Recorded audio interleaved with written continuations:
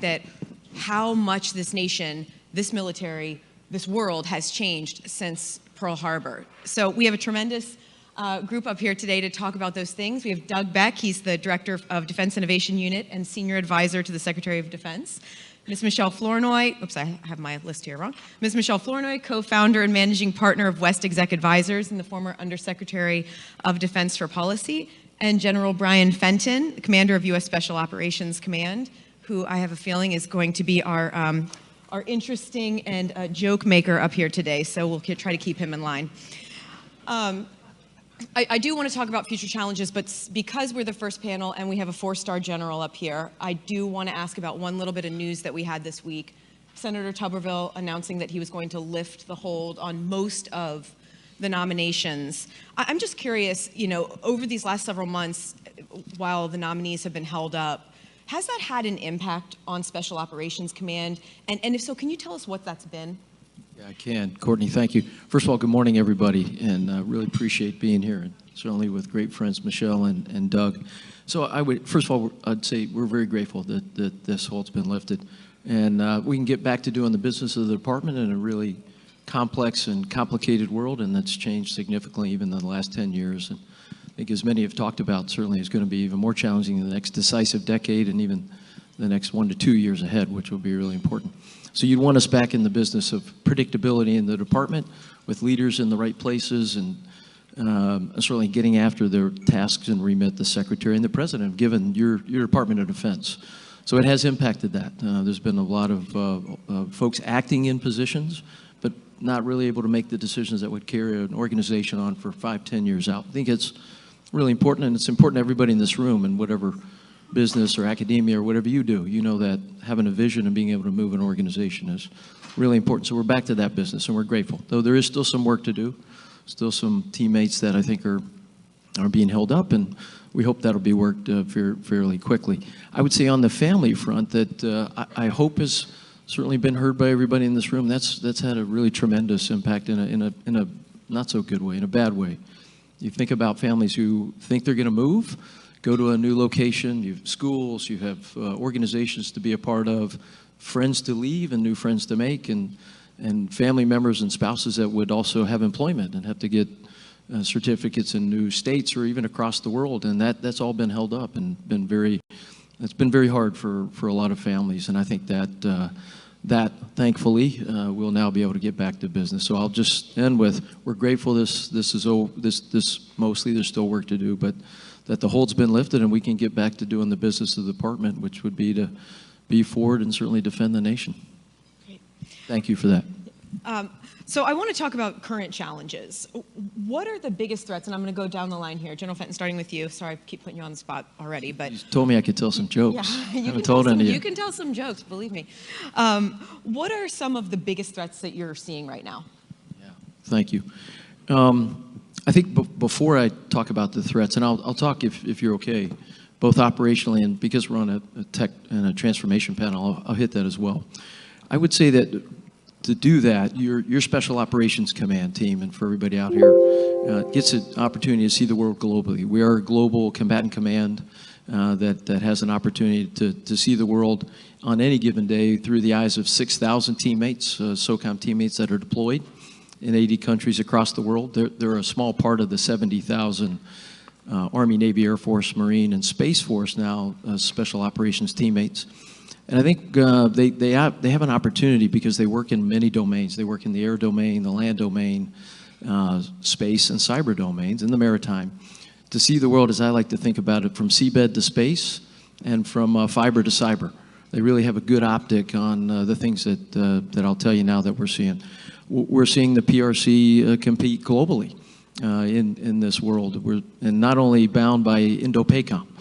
They're certainly in, as we've had the chance very recently to travel to South America and Africa, they're in South America and Africa, wielding their elements of power, diplomatic, economic, and some level of information. Probably more the military piece of that in the Indo-Pacific. We're also seeing Russia, not just bound to Ukraine and the travesties that they're wreaking there, and certainly the unfortunate events against the Ukrainian people, but they're also in other parts of Europe, as I think all here know, and as well in Africa, in the north and west. And you, Courtney, we were glad to see you with our teammates in Niger. You've seen what that looks like in some small part in Mali, Niger, and Mauritania, and where Russia appears either through its paramilitary piece or even in their Ministry of Defense. I think we also see Russia in Libya. And so they're not bound geographically just to the European continent, so they're competing there. On top of that, the other challenges of violent extremism. ISIS and Al-Qaeda and even Al-Shabaab, I think each day look to regain their footing. And even though there's been a large amount of work done over the years with not only Special Operations Command, but the whole of our U.S. government and partners and allies to rip those networks apart and keep them at bay from certainly our homeland and partners and allies, they're looking to regain that each and every day. And I think while the Caliphate Day desire has been contained, and a lot of it in the Middle East, the ideology is still unconstrained and looks to run rampant through the internet. So that's a challenge. And then lastly, I'll just add, just in the interest of time on the ops side, the world votes. And all of a sudden, in an unpredictable way, here comes another crisis. And on top of mind certainly is what's gone on with Israel and Hamas. And since 7 October, the world's been extremely busy, not only there, but across the world to address this. And Special Operations Command has as well. But in places like Sudan, even before that, where we had diplomats from the United States and partners and allies that were under duress, and there was a lot of work to do there. And lastly, I'll just talk, since it's a tech panel, we're seeing, I think, as all would certainly attest to, the proliferation of drones. And most may go right to things that fly in the air and small quadcopters, but they're getting bigger, they're getting faster, they fly longer, they're loitering, and they're becoming the many of many's when you add autonomy to it. I think we're also seeing robotics in a way that may be a land-based drone. And in the drone variety, we're seeing them not only in the air, but we're seeing them in the maritime and certainly subsurface and surface space. I think artificial intelligence, I tried to check some of these questions through ChatGPT today already, or Perplexity. They didn't come up with a good answer or any good jokes. But I think that that's both an advantage for us as we look to harness that and make decisions faster and certainly grab not only lakes of data, but maybe metaverses of data and put it to use. But it's also a challenge for us as the adversary. We look to use it as well. And I'll just end with the arrival of smart cities. Everything's wired these days. There's cameras, there's pressure device, there's sensors, and it's all being connected somewhere, and I think is either a challenge for us, used against us, or certainly something we should harness. So just a couple of things. Just a few things, Just a yeah. few. Everyone's Not going to go much. hide under their tables after that. Please don't. Yeah, and thank you. I appreciate your teammates in Niger very much. I think they were more happy to see me leave than they were happy to see us get there. So, Not true. yeah. Michelle, General Fenton just named a number of different threats. What do policymakers see as the biggest threat right now? And what exactly are they starting to do to address some of the things that General Fenton just brought up? Sure. I think the challenge for policymakers right now is that the volatility of the environment is such that even though the strategy has identified China and deterring China as a pacing threat, the real world is not cooperating. We've got Russia's continued aggression against Ukraine. We've now had this explosive situation between Hamas and Israel in the Middle East, and the risks of potential escalation to a larger regional conflict, and many other, counterterrorism operations, many other things that pull the attention to the here and now because of the stakes involved for the United States and our partners and allies.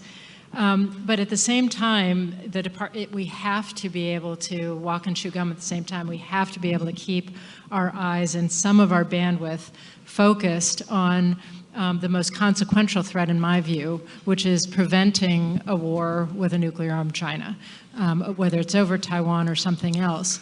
And we know that, President Xi is very interested in reintegrating Taiwan into Greater China on his watch. We know he prefers political and economic coercion to achieve that objective, as he did in Hong Kong. But we also know that he's instructed his military to have options ready for him by 2027. And so we need to be able to anticipate a potential test of our ability to deter in that time frame. And that is really driving in the Pentagon, I think, a lot of leadership effort to, first of all, set the theater with our allies.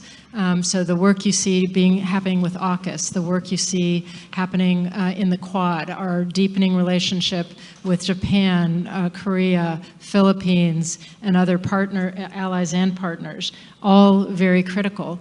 But it's also put a premium on accelerating the adoption of innovative technologies, their integration into the legacy force, and doing that with speed and scale.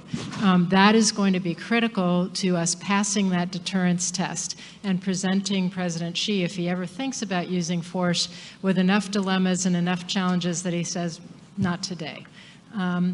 And so, I know we'll talk a lot about the technology piece of that when we get to Doug, but I just wanted to put a pin in another key issue that is not getting enough attention, and that is the human capital piece. We have got to transform our workforce. I'm not suggesting that the Pentagon becomes a major technology developer. I am suggesting that we need to enhance digital and AI literacy so that you can have the Pentagon and DoD personnel can be smart evaluators of technology, smart buyers of technology, smart integrators and testers and evaluators of technology, smart users of that technology, and overseers. So we have to increase the tech and AI and digital literacy of the department. Lots of great ideas out there to do that, whether it's making better use of the talent we have by giving tech competent people in the military and in the civil service actual career paths to hone that proficiency and make larger and larger contributions, or bringing in new talent through new pipelines, whether, there are all kinds. We have a problem in this country that college isn't affordable.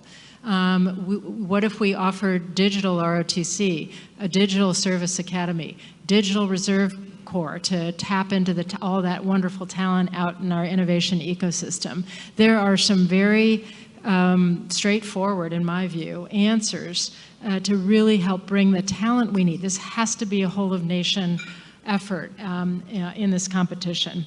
So I'll stop there, but I hope that we'll get to the allies and workforce piece of this is not just the technology piece, which is critical, but you have to build you have to work on all the foundations that are really going to allow us to keep our edge. You can clap. Hey, we'll take all the claps here, believe me. I work in TV. You can clap after every answer here. Doug, Michelle mentioned the adoption of innovative technologies, and oh, God, I'm sorry, I'm not even using my mic. Michelle, you mentioned the adoption of innovative technologies, and you oversee the department's efforts to speed up that sort of adoption of commercial technology. And I wonder where has innovation been on these threats that we're hearing about here, and where is DIU taking the innovation right now?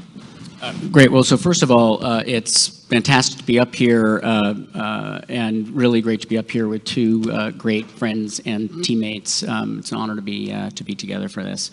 And I actually also think it's very fitting that we are sitting here today on Pearl Harbor Day.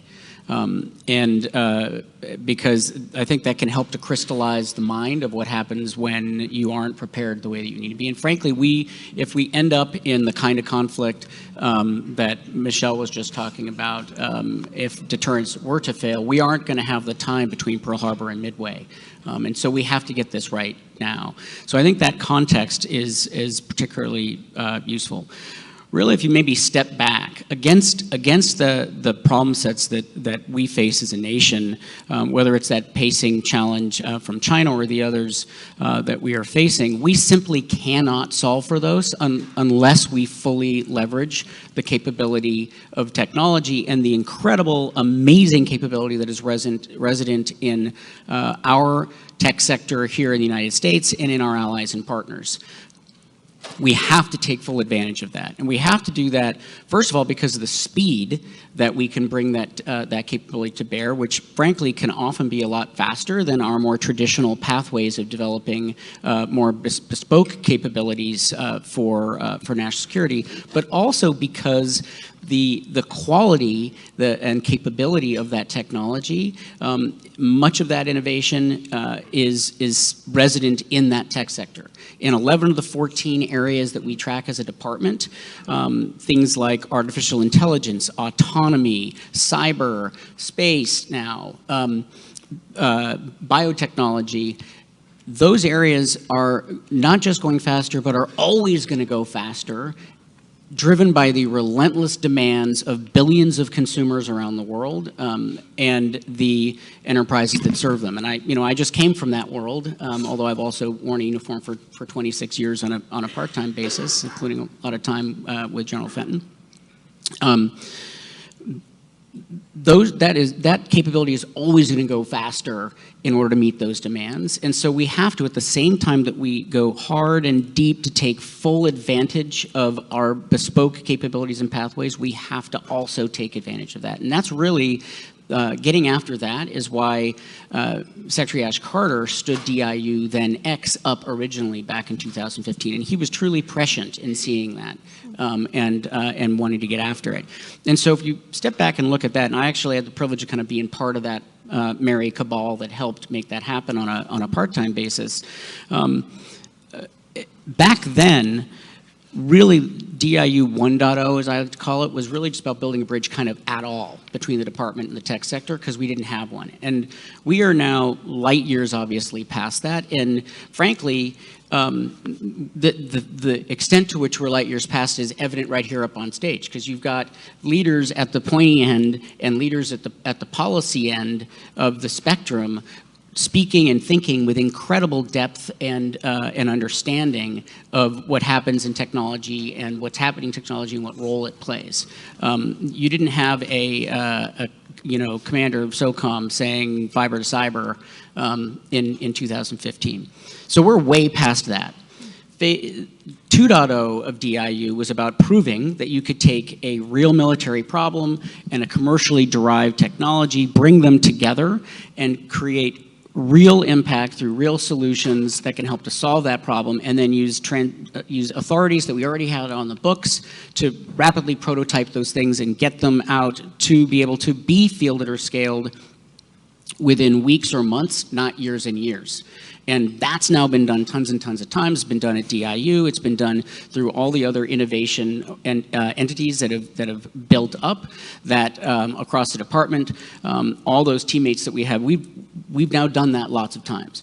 And that's great, but it's not good enough yet. Because what we have to do is take that capability and apply it for strategic effect. And by strategic effect, I mean we have to apply that capability so that we can deter the major conflicts that Michelle was just talking about, or win if we are forced to fight. And until we have done that, we haven't actually achieved that vision that Secretary Carter was talking about when he stood up DIU X in the first place.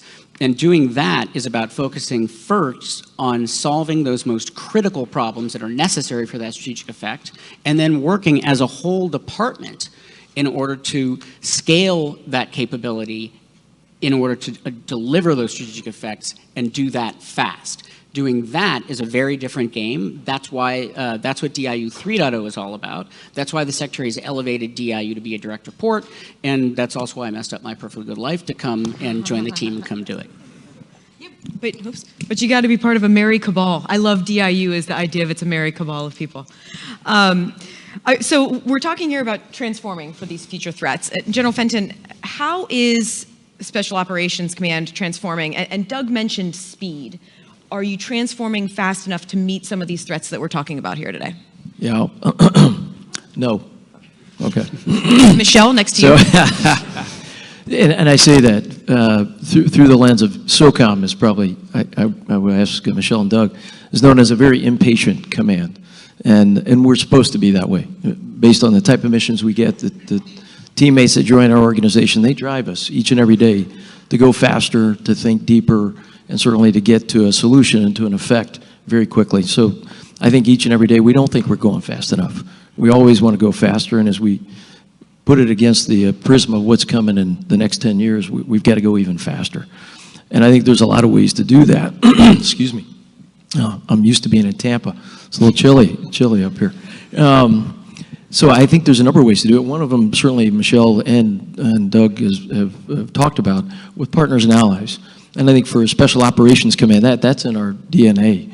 It's been probably since the time of the Office of Strategic Services in the OSS, who needed partners and allies in World War II to do jobs in the European theater with the French resistance, and certainly in the Pacific campaign in places like the Philippines, in order to provide some type of advantage to the larger forces, the larger Army, and the larger Navy. And in many ways, we'll excuse me, we'll look to leverage many of them moving out in this very arena. They're in a number of instances ahead on some tech innovation. They're certainly ahead on the human capital piece, and we're looking to get best business practices from them.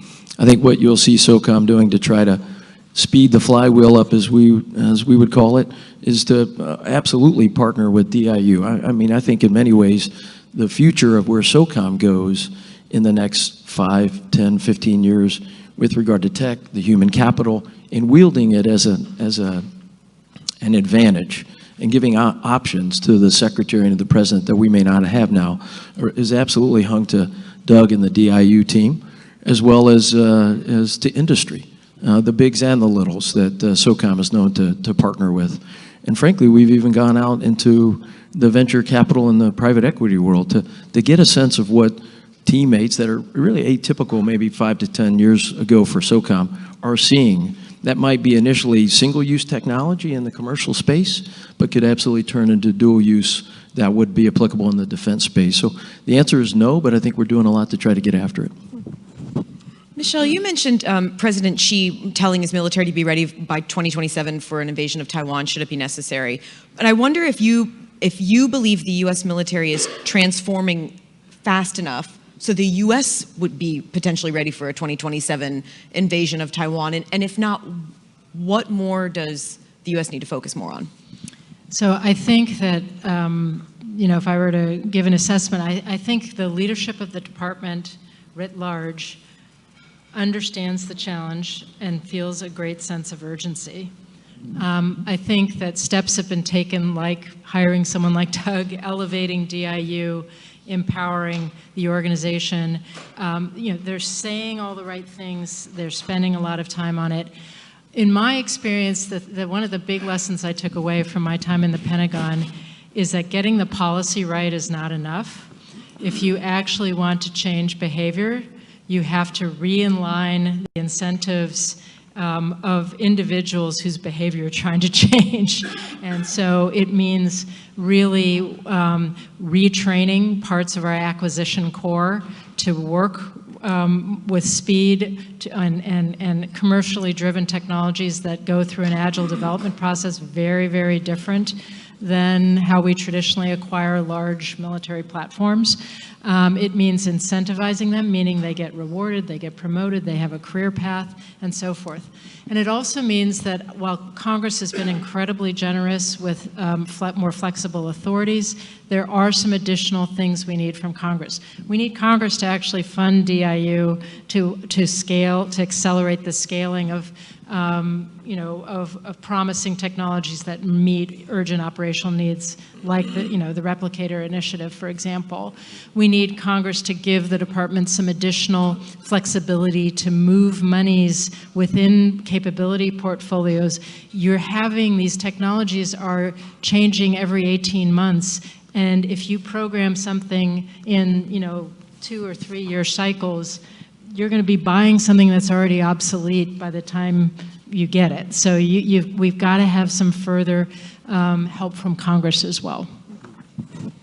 Doug, you mentioned your role as on strategic effects at DIU as well. And I wonder if you think right now, Michelle just talked about the need for more funding for DIU. Do you have the tools and the funding to actually be able to transform, to deter future conflicts? And let's just name one, right? Let's talk about China. Do you have what you need to deter against a potential conflict, a conflict in Taiwan, invasion of Taiwan? So I guess I would say not yet, but we're on our way. And I'll maybe make 3 points around where we are and I think where we've got ahead. The first one, by the way, is speaking of funding. We need there to be a defense appropriations, but we need a budget so we can after that has an enormous effect across the department in a myriad ways, not only about what we're getting up to. So. 3 things. The first one is I do think that we are at a tipping point right now in the department and as a nation in getting after this. And if you compare where we are to where we were in those early days back in, say, 2015, today we have a Secretary of Defense who clearly gets this and a Deputy Secretary who clearly gets it. We have leadership across the department who get it. We have interagency partners from the White House to everywhere that get it. We have a commercial tech sector that gets it, where not that long ago, there weren't that many people in the tech sector who really even thought about the fact that you don't just kind of turn on your tap and have the free and open international system come out so that you can build Silicon Valley. Now people get it. And we have a Congress that by and large gets it. So that gives us a tipping point to make change happen.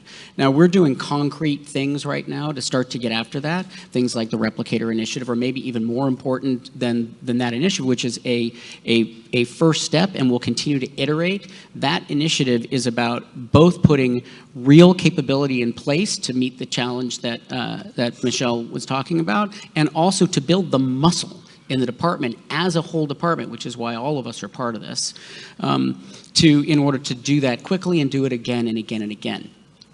Actions like that that's the department moving to make that happen.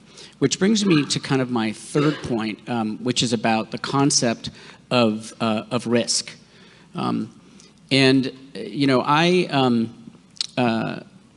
had the privilege of serving with special operators downrange in Iraq and Afghanistan, leaving my civilian life at the time to go and go do that. And when I came home, one of the biggest learnings for me was that I'd spent my entire career up to that point in the private sector, being a private sector executive, thinking about risk the wrong way.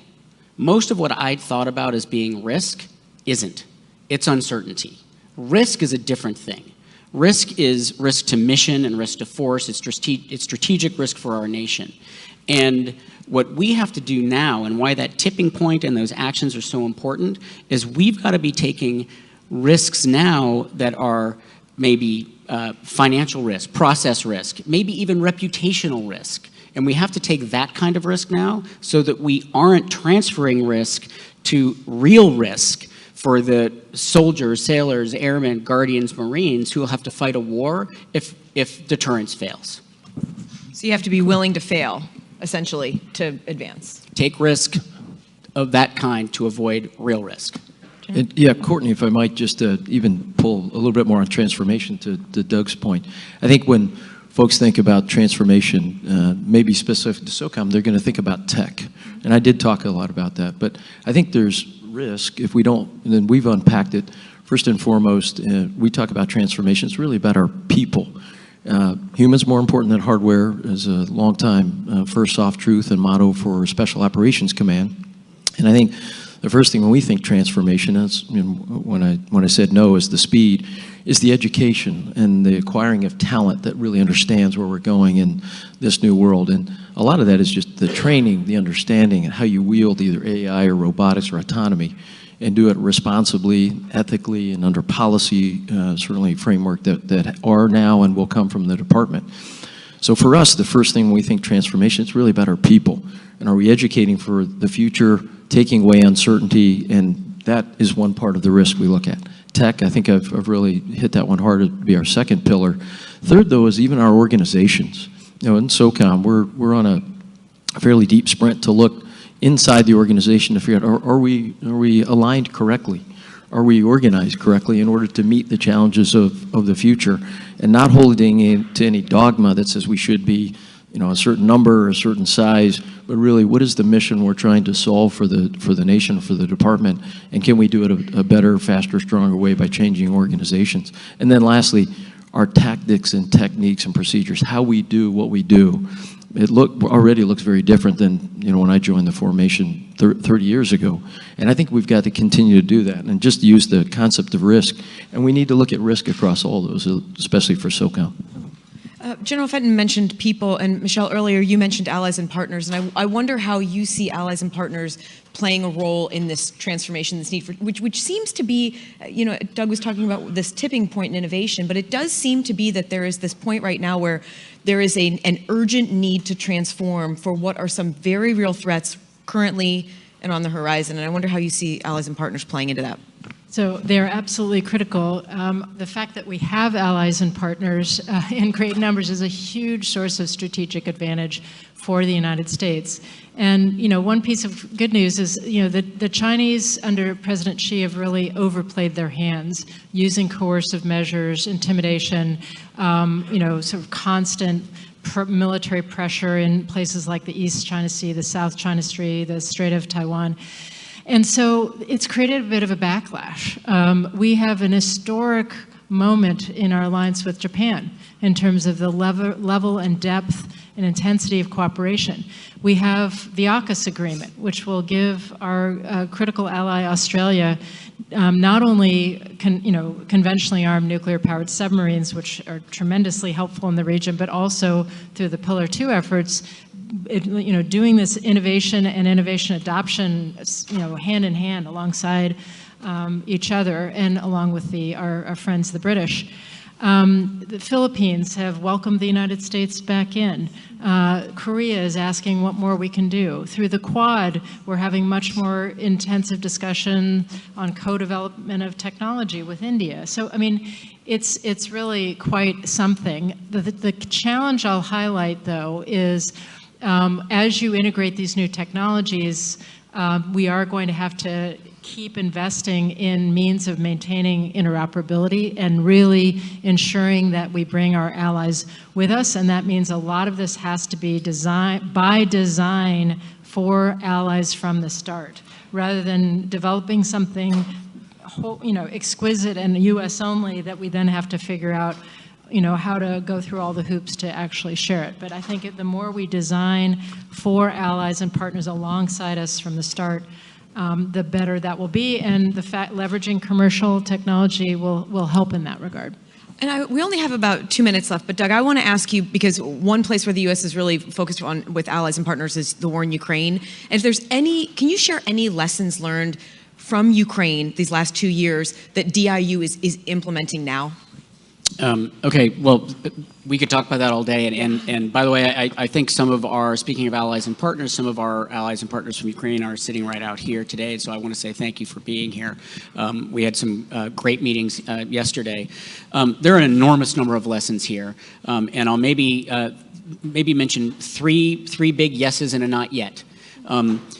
So big yes number one is it is absolutely apparent all the ways in which commercially derived technology of all kinds is delivering incredible impact alongside more traditional things like 155 rounds that you also need, and employed by the incredible heroism of the Ukrainians in order to meet their challenge. But things like whether it's space-based technologies or the ability to crowdsource targeting data from not just soldiers in the field, but civilians, bring that together in a way that you can actually get it to where it needs to go in order to make targeting decisions, to all kinds of secure communications across different kinds of networks that can move seamlessly and operate even where the cellular network either is destroyed or is owned by the adversary, or obviously all the ways in which unmanned systems are playing a role, large, small, and what we're learning about first-person view technology, what we're learning about the electronic warfare environment. All of that is incredible lessons, and we're learning a ton, and we are employing all of that for both what we are doing to help support the Ukrainians to deter Russia over the long term, but also for what we need to do in order to deter the pacing challenge over in China. So that's one really big lesson. I'd also just throw out two other yeses. One is there are a lot of ways where sometimes it's easier for us to take capability that is resident in a commercial tech capability that isn't already a big program in the department and share that with a partner. because there's a lot of complexity sometimes about taking our more exquisite things and sharing them, but saying, hey, there's something great over here, you might want to talk to these folks. We can do that, and that's something DIU's been helping with a lot, as well as our partners across the innovation community. The third one is the importance of talent. So sometimes it's not the stuff, it's actually our people forward as far as we are allowed to take them to help in all the ways we can to solve the problems on a real-time basis. And I'll end with just the big not yet, because I think it's a not yet, not just for Ukraine, but for all of us in the leveraged commercial tech, which is that we are not there at the scale that we need to be yet for employing this tech. We need to get to that scale. With everything that we're doing, the scale is not yet there in the ways that we need it strategically, because we need that scale in order to not only help to serve the needs of the Ukrainians, but to deter Russia, as I said, and to meet the much bigger, broader challenges that we have as a nation. And our partners in the tech sector also need that scale, because that's the only way that the ROI works. And right now, some of these companies that we tout and say, these are great examples, some of them have actually had to lay people off during the same time that they're doing all these great things. And that's because the scale's not there yet. So we've got to get to scale. Thank you all so much. We're out of time, but we could talk all day today. But I think Anya and Neve would never invite me back. So thank you all. Thanks, Courtney.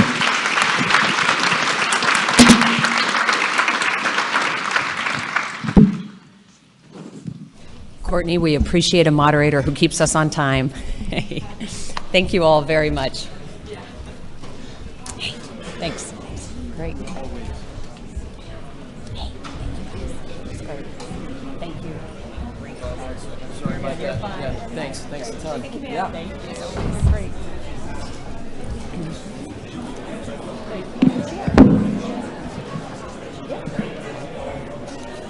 Ladies and gentlemen, please remain seated because we're going to continue right on with our program. And we're enormously lucky to have with us right now General Cotton, who is the commander of U.S. Strategic Command, responsible for all the nation's nuclear forces and missile capabilities, and Senator Jim Risch, who's currently serving as Senator from Idaho and the ranking member of the U.S. Senate Foreign Relations Committee. And to interview him, we have none other than our close friend and New York Times correspondent, David Sanger. Thank you very much.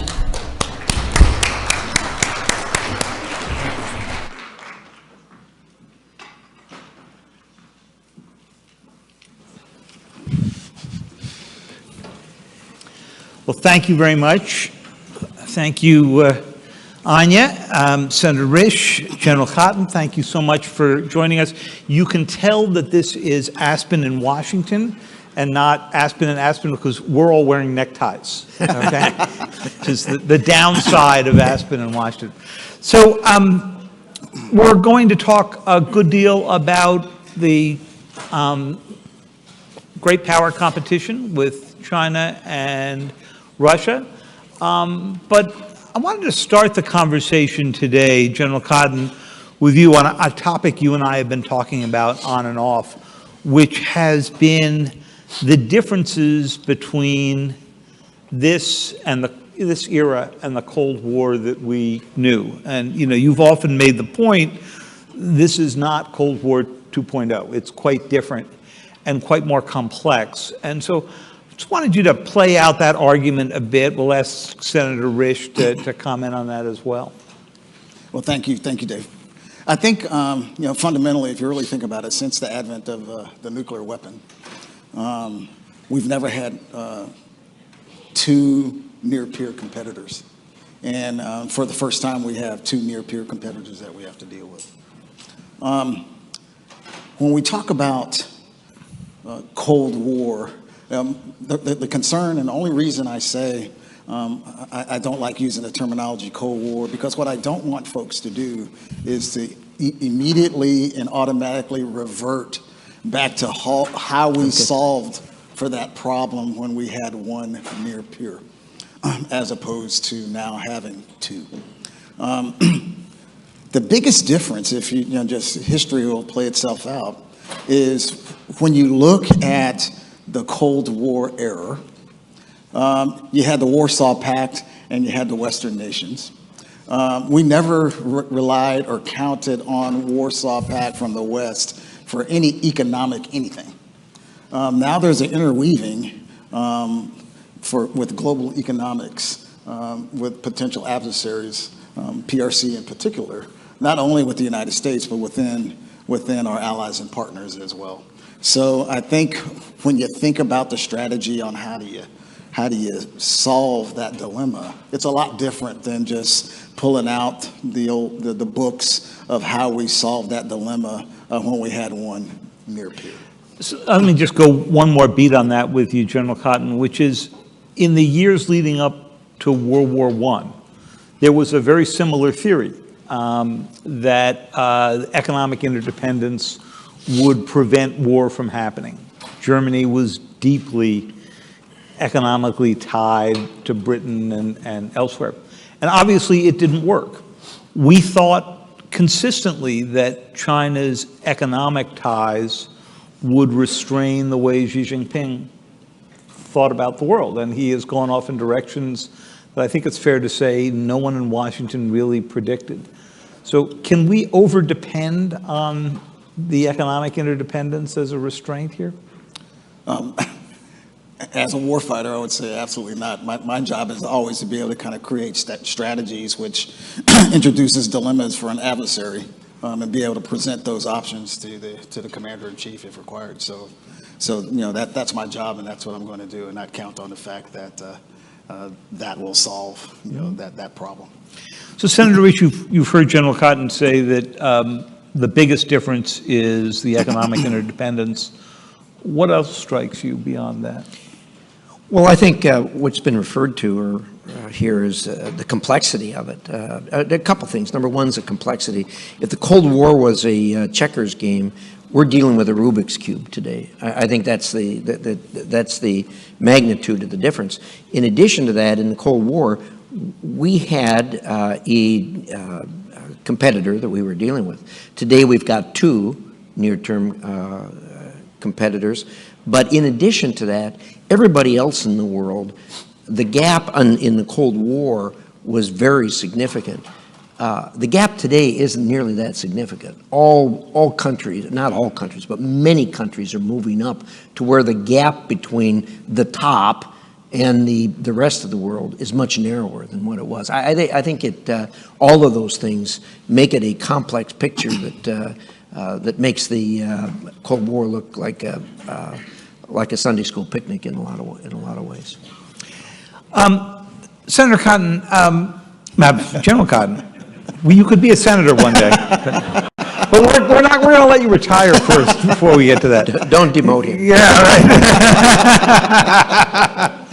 General Cotton, back in 2015, you were a two-star. You were running the Air Force component of the nuclear force at that time.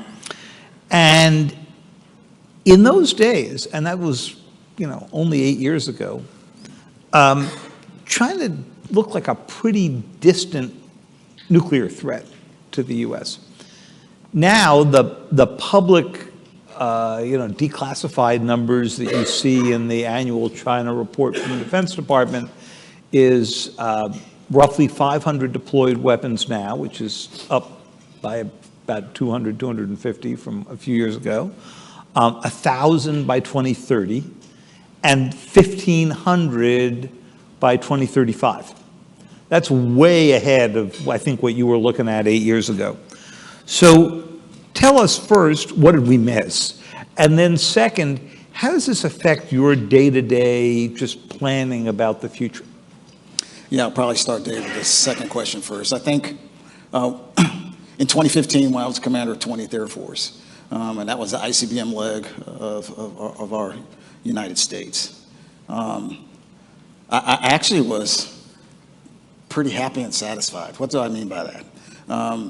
We were well on our way on being able to modernize and have conversations and finalize a modernization of the nuclear triad. That modernization effort was based off of what we saw in the 2010 timeframe as what the geopolitical environment looked like. But I was excited as someone who works on the Minuteman III weapon system throughout my career. But then, short 3 years later, we start hearing the conversations in regards of a nuclear breakout. To your point, the reason I felt excited is because we're modernizing our force.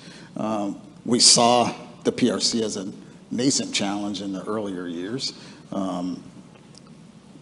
We articulated that it was a minimal deterrent force. That's how they kind of articulated themselves. But then to your point, you start seeing, the quick rise in their ability to kind of build out their force. Bona fide triad with H-6s as well as submarine force and ICBM force, mobile and ground-based now. That sounds a little bit different than a minimal deterrence force. And why do you think they made that decision? I wish I knew, right? I mean, if I wouldn't be a senator, I'd be in Vegas. Oh, okay. Gambling. Or Wall Street. Right, so sorry, I'm not going to be a senator, but if I knew, I mean, I would, I just don't know why. But the fact is, we now know that it is what's happening. So we're working towards that.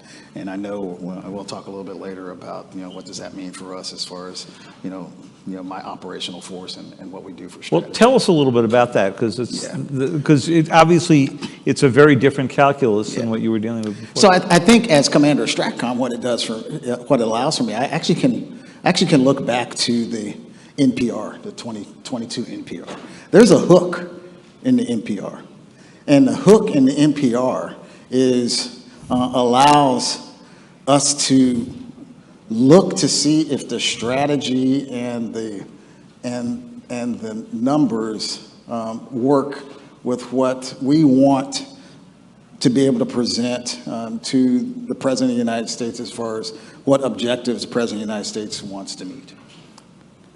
So we're actually doing that now within Stratcom to ensure that we can always hold the advantage in regards of having two peers as opposed to. And that means that you're evaluating whether the current numbers in the triad and the current strategy of how you would employ them would work 10 years from now. Oh, absolutely.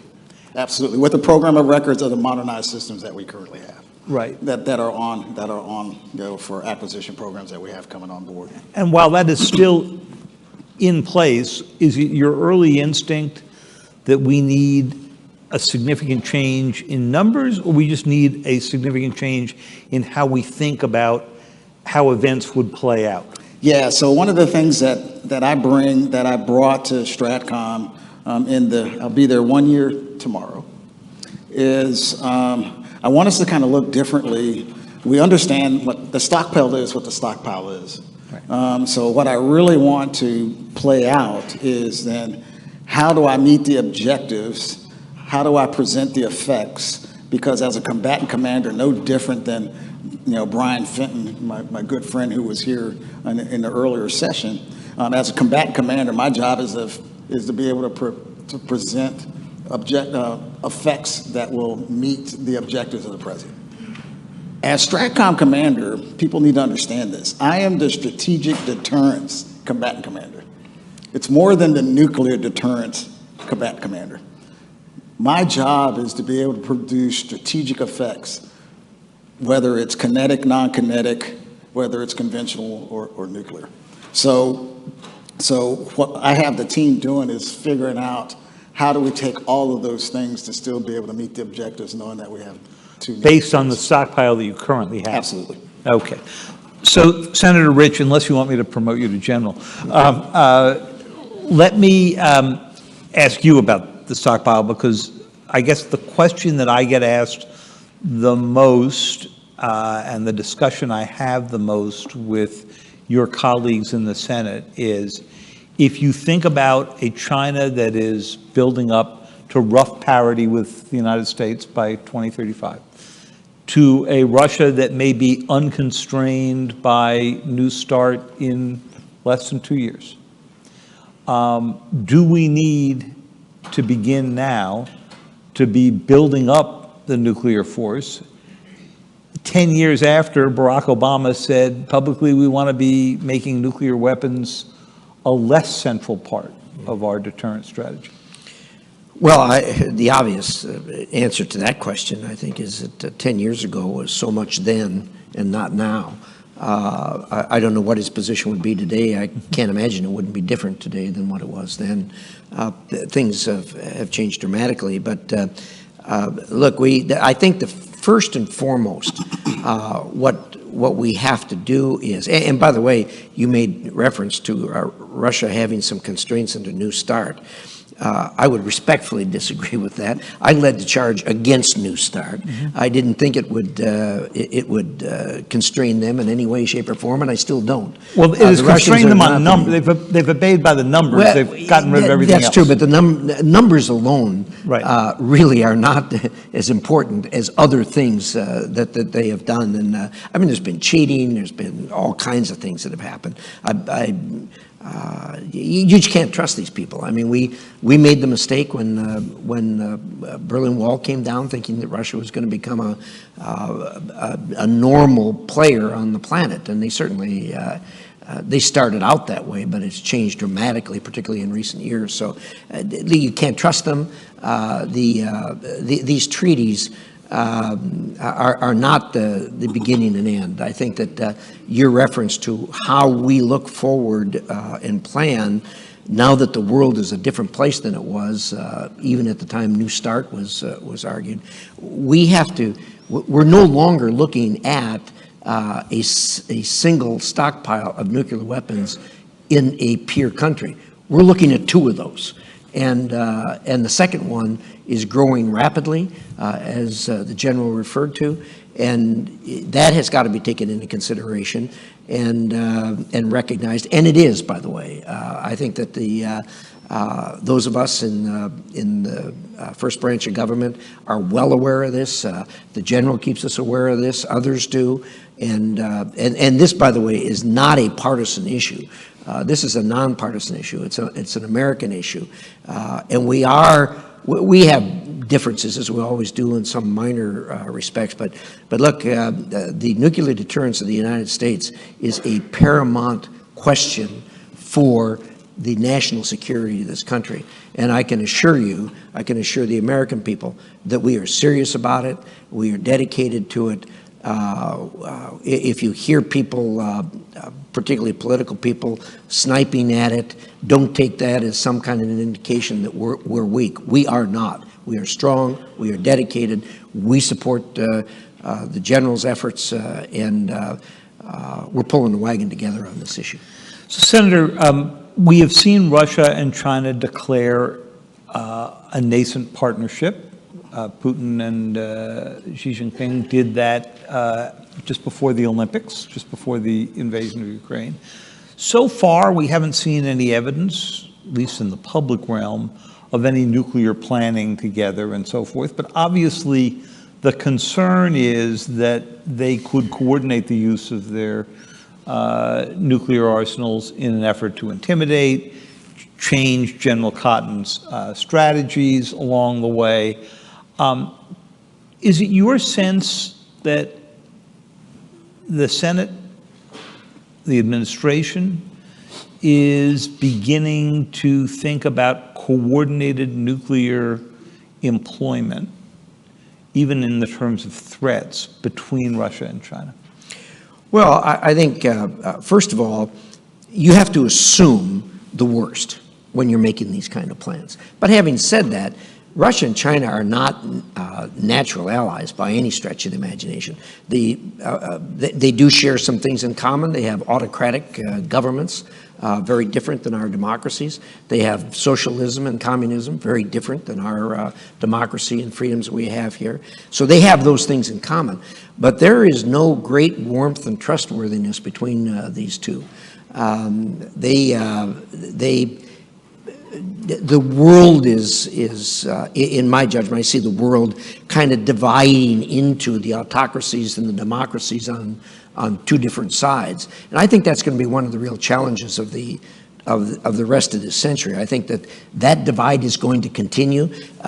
Best way to watch it is in the votes in the United Nations. I mean, they frequently break along those lines. And so you have these two poles that are becoming more solid. You have what I call the no-goodniks on one side, the Irans, the North Koreas, the Russians, the Chinese, the Cubans, the Venezuelans, the Syrians, and a handful more candidates that fall into that category.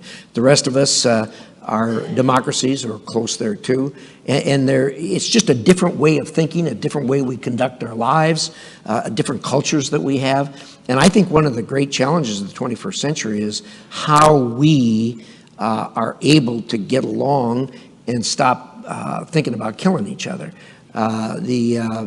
We've got to exist on this planet together. China is not going to change. They're not going to suddenly wake up one morning and say we're going to have democracy, we're going to have capitalism. Russia certainly isn't going to do that. Iran certainly isn't going to do that, although with the demographics there, they have a better chance of changing. But we have to figure out how, just as we did at the beginning of the Cold War, we are able to exist on this planet, having our own, pursuing our own lanes. General Cotton, let me take you back for a moment to something that happened just before you took over at Stratcom. It was October of 2022. We were 5 or 6 months, 7 months into the Ukraine war. And the administration went through what I guess I would say was the biggest nuclear scare I've seen in the 30 years that I've been reporting in Washington. And it was when they had some intelligence, fortunately turned out not to be the case, that the Russians might employ a tactical nuclear weapon inside Ukraine. And of course, that's been a constant concern just based on the public statements that Putin has made. For a little while, there was a big rush, as you recall, to get the Chinese, the Indians, and others to tell Putin there is no role for nuclear weapons here. But there was a concern when this was all over that moment had kind of changed the atmosphere, that suddenly it had legitimized the idea that a nuclear state might threaten nuclear use against a non-nuclear state. And I'm wondering how much of a permanent alteration you have seen in the atmosphere from that moment and from the overall Russian lurking threat of using tactical nuclear weapons? Yeah, I think first of all, when we talk about non-strategic nuclear weapons and you hear people use that vernacular, what that really means, to the senator's point, is all nuclear weapons that aren't covered under New START, which is about 2,000 of them that the Russians currently have. I was actually the commander of Air Force Global Strike Command, so I was the air component to Stratcom at the time, so I owned a bomber and an ICBM leg during that time. You're right, though. It was, if nothing else, what it did, it drove the conversation even down to, I would say, dining room tables in people's homes on having a conversation on what does strategic deterrence, what is the definition of that? What does that really mean? The portfolio of that, to be frank, over about the past 25 years was something that a lot of folks didn't pay attention to, right? Because it was, even though it has and always will be foundational to national security, especially in the nuclear deterrence piece of that, it was just something that we never discussed and had a conversation about. Now we have forums like this where we can actually have the conversations and discuss strategic deterrence. Yeah, David, let me speak to that for just a minute. I think this is a really important point. First of all, America needs to understand how we've gotten to where we are in Ukraine. When the Soviet Union broke up, 4 of the countries that came out of the Soviet Union were nuclear armed: Russia, Kazakhstan, Belarus, and Ukraine. Ukraine at that moment was the 3rd largest nuclear power on the planet when the Russian but not in control of the weapons well, they had the possession of those weapons. We've seen what Ukrainians can do when they have the ability. But look, we, the United States, had a policy then. We have the policy now, always have had the policy, probably always will, that the less countries that have nuclear weapons, the better off that the whole world is, and particularly us, for our national security. We sat down in 1994 with the Ukrainians and persuaded them to give up their nuclear weapons, which they did. They surrendered and gave up their nuclear weapons. And we said, if something happens, we'll be there for you. Well, here we are. And then, fast forward to the time you just mentioned, and that is the Russians start threatening using nuclear weapons, and all of a sudden the world says, well, wait a second. You know, Ukraine had nuclear weapons. They can't respond. Russia's threatening them with nuclear weapons. Where are we? And I have said all along since this thing started in Ukraine, if indeed the United States does not stand behind Ukraine, I really believe you're going to see. I worry about what our enemies would think, but I worry much more about what our allies would think, and that is, they say we can't count on the United States. We got to have nuclear weapons. And I really think that a default in Ukraine would set off the largest nuclear race on the planet that we've ever seen. Have you said that to your colleagues who are, do not want to extend the aid? Well, I think that that's a separate issue, but it is more talked about by you guys in the media than it is up on the Hill. Those numbers are much. The people who do not want to do this get a whole lot of ink, whereas the 92 of us in the Senate that think that we need to do this don't get nearly that kind of coverage. So, but back to that question, yes, we have had those conversations privately, and believe me, it is a serious conversation. It is something that people always say to me, what keeps you awake at night? There aren't a lot of things that do, but I'll tell you, setting up, if, you know, Japan's under our nuclear umbrella, South Korea's under our nuclear umbrella, the Philippines are, certainly all NATO countries are, if all of a sudden they say we can't count on the United States, that really changes the view on this planet regarding nuclear weapons. It is a serious, serious concern, and I don't know whether the general agrees with that. Well, David, if I can add to the senator's point, you know, we talked about the transactional partnership between Russia and China. We don't have transactional relationships. We have alliances and That's right. and partners. You know, I think one of the things that we did in Stratcom this year to prove extended deterrence and assurance to allies and partners was two efforts that happened, and that was the SSBN that visited Busan in South Korea to show assurance to the Republic of Korea, as well as flying a B-52 to Seoul for the first time in a long time. What made that even more amazing from my perspective as a Stratcom commander was being able to see the deterrence factors that came out of that, especially that B-52 flight, because on each wing was some fighters from the ROK, and on the other wing was the fighters from the JASDIC from Japan. And I think that makes a difference in regards to the adversaries that were watching that, whether it's DPRK or whether it's PRC, on, you know, that confidence building of assurance with those two nations and us. So you know, I'm quite proud of the fact of the work that my air component and my naval component did to put all that together to make that a reality. Well, General Senator, I have so much more I wanted to ask you about, including the defense industrial base and so forth, but one of the rules at Aspen, their deterrent effect is to make sure that we stay on schedule, and there's massive retaliation that is promised if we don't. So I'm afraid we have to end it here, but I want to thank you both for what's been a really enlightening conversation. Thank you. Thank you.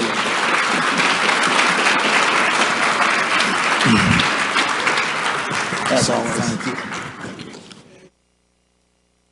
There are trap doors for those who don't stay on time. That's not actually true, but we might institute that. Thank you. Thank you so much, General. Thank you, David. Thank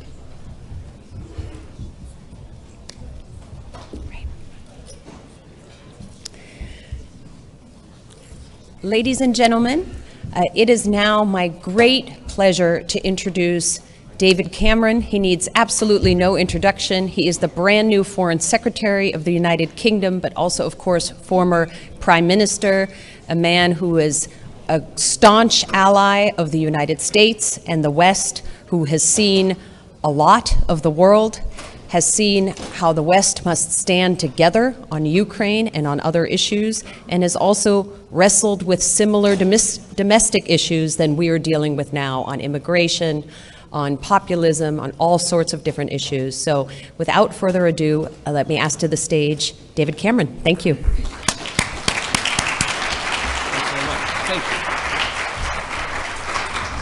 Thank you. Well, it's great to be with you this morning. About a month ago, before I took this job, if someone said to me, come to Aspen, it probably meant come for a skiing holiday. Now it means come and speak at a conference. But I couldn't be more delighted to be in this job at this time, because there are so many difficult issues that we have to get to grips with. And it made me think the other day about the first job I ever had in politics, which was in 1988, 1989. I went to work for Margaret Thatcher. And I'd just left university, and I looked back to that time. At that time, the Berlin Wall was falling, the Soviet Union was breaking up, Russia was becoming a friend, China was joining the WTO and the World Trade Organization, democracy was spreading across Europe and in many ways across the world. More and more countries were adopting market-based economics. It wasn't the end of history, but it felt like a time where we were making extraordinary progress. And you contrast that with today, and it really couldn't be more different. A war in Europe, a conventional war in Europe, this crisis in the Middle East, a much more aggressive China, an unbelievably aggressive Russia. Instead of free trade spreading, more and more countries adopting protectionism. And I think the first thing to realize in this different world is just how much has changed and how unlikely it is to snap back. Sort of liberally minded conservatives like me have a bit of an optimism bias. We always think things are going to go back to how they were. In fact, I remember a conversation I had with Barack Obama at a G7, and I said, Barack, you know, Britain and America, we are the two fastest growing economies. We should be so proud of that. We're doing such a great job. And he said, yes, David, we are the two best looking horses in the glue factory. And I think at the time I thought, well, you're just a bit gloomy, Barack. But now I realize, in fact, what he was saying is really the world had changed. Things were much more difficult, and we had to recognize that. And I think it is really important to do that, because at this time, it's never been more important to strengthen our defenses, to harden and protect our systems, to build on our key alliances, to work with our closest friends and allies. And that's why I'm here in the United States today.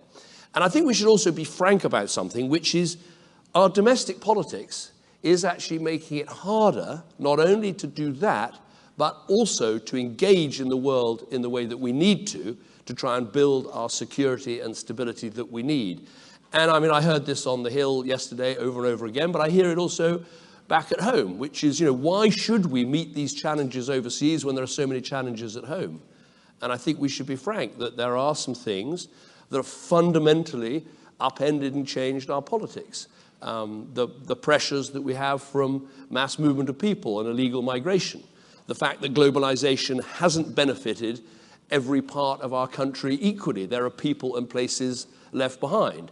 And of course, the incredible amplification to these two problems, if you like, economic dislocation and social dislocation, the incredible amplification that comes through social media.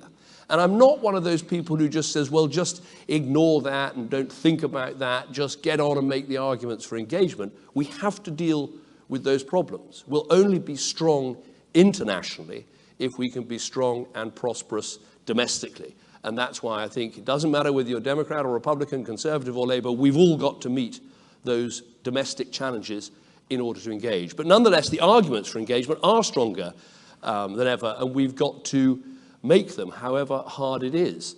And it's a difficult point to make here, but it is true. You know, we are the same.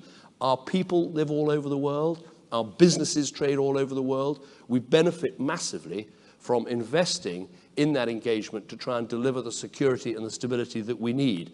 The biggest beneficiary of Pax Americana was America, and it's worth making that argument over and over again. So how do we do it?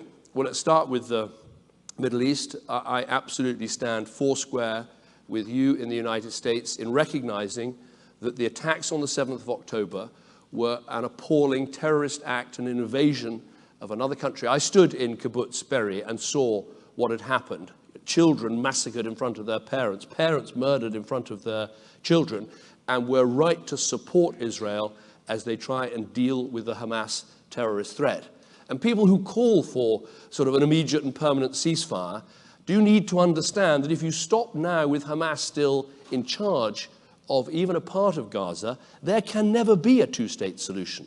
So I think it's important we support Israel while at the same time arguing about the importance of international humanitarian law, the importance of reducing civilian casualties. And we will make those points over and over again. But I want to make this point. As we look ahead and think about the future and how we try and build a future for Israel and for Palestinian people to live in dignity and justice, the D bit of FCDO, the development part, is going to be every bit as important. And it's the same in America. We're going to have to try and work out how to build up the Palestinian Authority and revitalize it. We're going to have to work out how to engage the Arab states, how to try and rebuild what the Palestinians have and what they need. And to people who say, well, this development bit, it's a rather soft bit of your foreign policy or your security policy, and really the issue is China, I would just make this point, that we need, Britain and America and the countries that believe in democracy and freedom, we need to offer other countries an alternative to China. As Larry Summers once said, it's no good if you go to an African country and they say, yes, it's great, China builds us a bridge, you just give us a lecture. That's no good. We've got to offer that alternative. And I think it's a really important thing we can work together to make sure we're able to put investments into those countries rather than leave them to the mercy of Chinese debt traps. But crucially, what I want to talk about today and why I'm here is Ukraine. I have a very simple and straightforward view about this. Putin's invasion of Ukraine was the worst example of one state invading and wrecking the sovereignty of another state that we have seen since the Second World War. And it is a huge challenge to us. I'm not worried about the strength and unity and consensus and bravery of the Ukrainian people. I've been there, I've seen it for myself. I'm worried that we're not going to do what we need to do. Add up the economies of the countries that are on the side of Ukraine.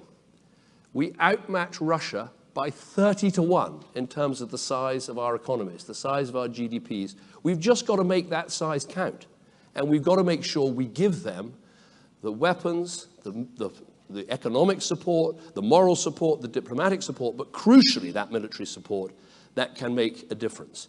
And I want to just take the few moments I've got in my 10 minutes, I think I've still got a couple left, which is to try and take on some of the arguments that you hear against this engagement. The first thing you hear is, it's failing, it's not working. I think that is nonsense. If you look at what the Ukrainians have done, they have taken back half of the territory that Russia stole. Yes, it's something of a deadlock on land at the moment, but I was standing in the Odessa port just a couple of weeks ago, where the Ukrainians have pushed the Russian Navy back right across the Black Sea. In the process, they've sunk about a fifth of the Russian Black Sea fleet. They've opened up a maritime way so they can export their goods and their grain, and over 200 ships have used that maritime lane since that amazing work was done. So they are exporting again, they're growing again, their economy is succeeding again, and we should be backing them on that basis. Now, the second thing you hear is Europe pulling its weight? Isn't this all the US, and are we doing enough? Well, you are doing an incredible job, the weapons you supply, the economic support you give, but the figures now show that actually European countries are doing, if you add up the economic support and the military support, are doing twice as much as the United States. So the support really is there. And if you vote through this package, however you do it and whatever you have to connect it with in Congress, it will give an enormous fillip to those European countries. But the other thing I'd say is, yes, in the past, sometimes Europe has been rather disunited. But I was at the NATO conference in Brussels a couple of weeks ago, and I've never seen NATO so united, so engaged, and with Finland and Sweden joining, actually growing and succeeding. That is already a massive failure for Putin that he's managed to bring about that unity. Now, the next thing you hear is, well, is the strategy clear enough? Do we know what we're trying to do? Yes, we're trying to help the Ukrainians through what is going to be a difficult winter, and we want to supply them so they can rebuild next year and sustain what they're doing. Why is that so important? Anything less than that is a victory for Putin. And if there is a victory for Putin, it won't be the end of this. I stood in Tbilisi in Georgia in 2008 when he took a part of that country and warned this would happen. And now it's happened in Ukraine. And if we let him win in Ukraine, it will be somewhere else next. And it won't just be American money that's at risk. It might be a NATO country, so it could be American lives. The value for money of what you have put in is astounding. What is it, like maybe 10% of your defense budget used by the Ukrainians has destroyed half of Russia's pre-war military assets. Now, if that isn't a good investment, I don't know what is. I think the final point that people raise is, what about Ukraine? Is it corrupt? Should we be helping this country? Of course, Ukraine isn't perfect, but it is a democracy. It's a democracy that voted in a referendum, every part of that country, Crimea included, Donbass included, to be an independent sovereign country. It is a democracy. It has a remarkable president in President Zelensky, and it's passing laws that are tougher on corruption than anything that exists in your country or in my country. So I see it as the great test for our generation, the great challenge for our generation. Are we going to defend this democracy? And are we going to recognize that European security is also American security? And we should stay united on this. We should pass this money to the Ukrainians. We should back them and make sure that it's Putin that loses. Because if that money doesn't get voted through, there are only two people that will be smiling. One of them is Vladimir Putin in Russia. The other one is Xi Jinping in Beijing. And I don't know about you, but I don't want to give either of those people a Christmas present. Thank you very much. Jennifer.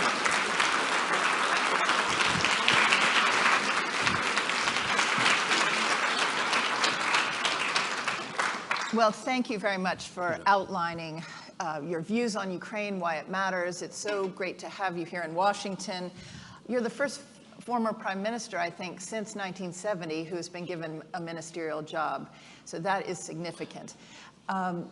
Your first trip was to Ukraine, as you mentioned, and you touched on some of the points. But tell us more about why you think Ukraine can win. How can Ukraine win? Because, as we've all seen, it is pretty stalemated right now. Well, I think you've got to look at what they've done so far. I think Russia's suffered over 300,000 casualties. NATO's got bigger. They haven't been able to sustain the land that they took from Ukraine. And I think you can see, with examples like the Black Sea, just how Ukraine can push back. And I think, I mean, just to give you one example right now, if we are able to give Ukraine more of the long-range missiles that the UK has been giving, and the US has too, bringing Crimea under proper threat, I mean, there is nothing that will drive Russia further back and put Putin more on the back foot than actually seeing that Crimea, which is legally part of Ukraine, is properly under attack from Ukrainian forces. So, look, sometimes you have to be patient. And I think that's one of the problems we have in democracies, is we can be impatient. And these things do take time.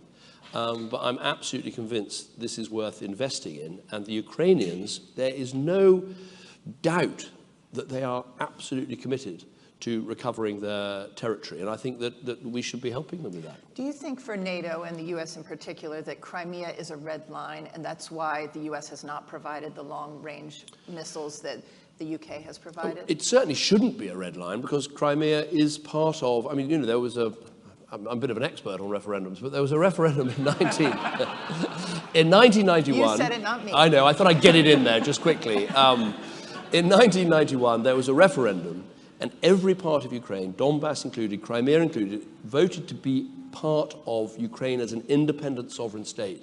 And I think sometimes people can be in danger of sort of falling for Russian propaganda. I mean, I remember in 2014 when, you know, Putin seized Crimea and the Donbass and tried to sort of spread this message of confusion that it was all about what had happened in the Maidan and the things that were happening in Kiev. It wasn't. It was a straightforward steal of territory. And I think it's been refreshing that this time round there's been absolute European unity over it. And so it shouldn't be seen as a red line militarily at all. It is part of Ukraine. Now, what happens at the end of this process, that's not for us to say. We have to put Ukraine in the very best position that we can and deliver the message to Putin that he is not winning and cannot win. And at that point, then clearly, there'll be different circumstances applying. So you were on the Hill. You met with the House Speaker, Mike Johnson, other Republicans who have had expressed concerns about how the money's being spent in Ukraine. Do they have a point? They're concerned about corruption? Yeah. They don't know where the money's going? What were your answers to them? I think they've got, there are lots of concerns people express, but my view is there are good answers to all of that. If you take the issue of the money, as I said, it's 10% of the defense budget to have a massive impact on Russia that has now turned into, we didn't pick this fight. They have turned into our adversary by what they did in Georgia, by what they did in Ukraine. And I'd also make this point that, we're working very hard to not only just supply weapons to the Ukrainians, but also to train them. I started this program as Prime Minister, and Britain has now trained 30,000 Ukrainian soldiers. So from everything I can see, the weapons that are going to Ukraine, the military support that's going into Ukraine, is being used very effectively. I mean, that figure of what has happened in the Black Sea, Ukraine doesn't even really have a navy, but they have managed to sink about a fifth of the Russian Black Sea fleet. Well, that is, I'm sure the Pentagon is excited by the value for money on offer there. It's a remarkable thing. And just yesterday, the helicopter fleet, the Russian helicopter fleet, it was I believe a U.S. missile that took it. Explain what happened there. Well, I think in one night, something like a fifth of Russia's attack helicopters in the theater were destroyed, and I think that was via one of the U.S. ATACMS long-range artillery. And that, again, proves that these weapons make an incredible difference. There are many aspects to this war that do look quite like the First World War, the deep trenches, the frozen lines, the big defensive elements and all of that. But I think what you've seen is where we have, gone further on weapons and helped, they can make an enormous difference. And I think, Britain, I'm proud of the fact, and I can say this because it wasn't me, it was my predecessors, have been ahead of the game. There are a lot of people concerned, should we give the Ukrainians anti-tank weapons? We did give anti-tank weapons. That wasn't an escalation. It was just, quite rightly, one ally giving another ally the right to defend itself. Same argument about tanks. Same argument about long-range artillery. Same argument about jets. And I think, look, as long as you don't cross the red line of NATO soldiers fighting Russian soldiers, we should be doing everything we can to support a sovereign, independent nation to defend itself. And I think Britain's been in the vanguard of that, and I think we've been justified in the results. Do you think there's been too much concern here in the United States at the leadership level about the potential for nuclear war, and that led to hesitancy in the beginning 2 years of this conflict? Well, I think, I understand that, because, the US is the linchpin of NATO and the owner, as it were, of the deterrent in many ways, that you have to think about these things very carefully. But as I say, I think when you just think about it logically, what are we doing here? We're helping an independent sovereign state to defend itself. It has that right. It has the right to use our weapons and be trained on those weapons in order to defend itself. That doesn't limit you to no tanks or no long-range artillery or no long-range missiles. It means all of those things, sometimes with proper safeguards, should be available. So I think sometimes there's been a hesitancy over escalatory threats, which actually experience hasn't borne out. But do you think the nuclear threat is off the table now? Well, look, no one with Putin, you can never say anything is completely off the table because, because of the way he behaves. But it's clear that what we're doing is completely acceptable as supporting a sovereign independent nation. Let's go back to the money issue, because that is what's resonating on Capitol Hill and among some Americans. There's some misunderstandings about how much the U.S. is spending versus Europe. There's some old narratives, I think, that Europe is not pulling its weight, that NATO is not spending 2% of their GDP on their defense budgets. Well, let's do the 2% first. I think that's important because I wasn't Donald Trump's biggest fan, but on this issue, he was right to say that more European nations needed to spend 2%. Indeed, at the Cardiff NATO conference, which I chaired in 2014, we said it was time for everybody to meet 2%. At that time, I think there were only 4 nations, of which the UK was one, were meeting 2%. NATO's got over 30 members. I think we're now over 20 meeting 2%, and real progress on the others. And I think we're getting to a stage now where the ones not on 2% are really beginning to feel the pressure. And that's right. It's not right that America has to overpay for Europe's defense. We must pay our share. But when you come to the figures of what's happening now in Ukraine, I think I'm right in saying if you add military, civilian, economic, and humanitarian, I think that the overall European figure at 160 billion is almost twice as much as the US figure. So I think we really are pulling our weight. And the impact of this vote in Congress will be huge because it will enable those of us that really want to get behind Ukraine for the next year to be able to go to all the other European countries and say, right, you've seen what the US have done, now we all need to join in. And the UK is the second largest donor of military assistance in Ukraine after the US. And Lloyd Austin yesterday told the Defense Contact Group that of the $44 billion that the US has spent in military aid, the Allies have spent a total of $36 billion. That often also isn't out there.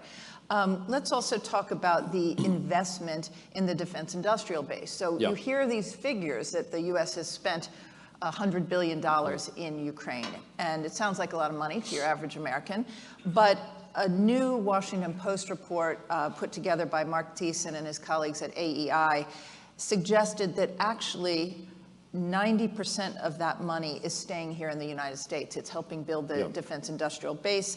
Of the $68 billion, 90% is going to building up munitions supply chains in 31 states. They looked at 117 production lines. Why is this a good investment?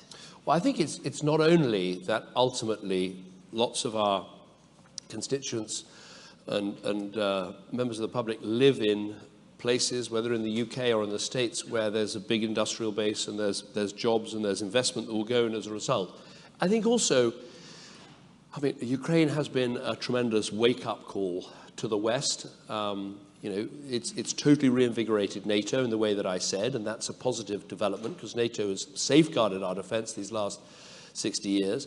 But also, I think it's a wake-up call that, just in time might be okay for, Amazon deliveries, but just in time is not okay for defense. We do need to have bigger stocks. We do need to have more solid supplies. We do need to make sure that our supply chains are secure. And I think all of that work that's taking place is very important. And I think we're at a point where we've got to stop thinking about how we're running down our existing stocks to supply Ukraine. We need to think much more about how we build up our stocks. And I think in the more dangerous and insecure world that I was talking about, supply chains, stocks, defense commitments, these things have become more important.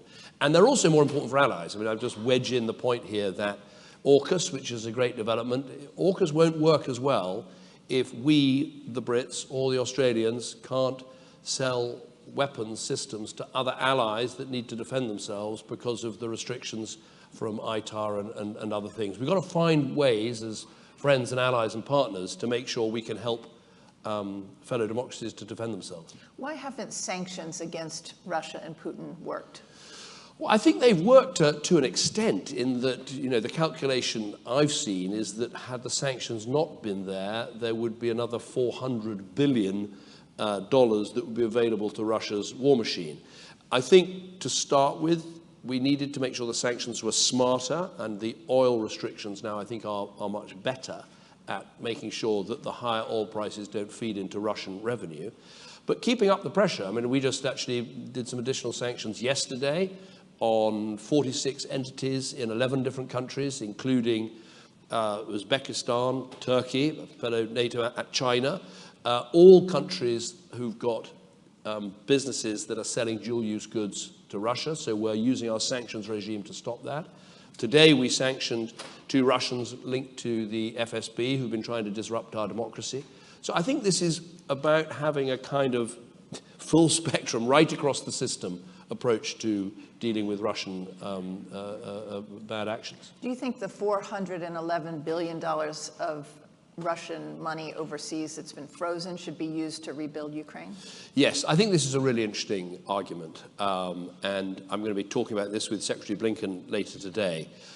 All of our countries, quite rightly, have confiscated Russian assets and frozen them, and I think there's a very strong argument for saying, let's, instead of just freezing that money, let's take that money, spend it on rebuilding Ukraine, and that is, if you like, a down payment on the reparations that Russia will one day have to pay for the illegal invasion that they've undertaken.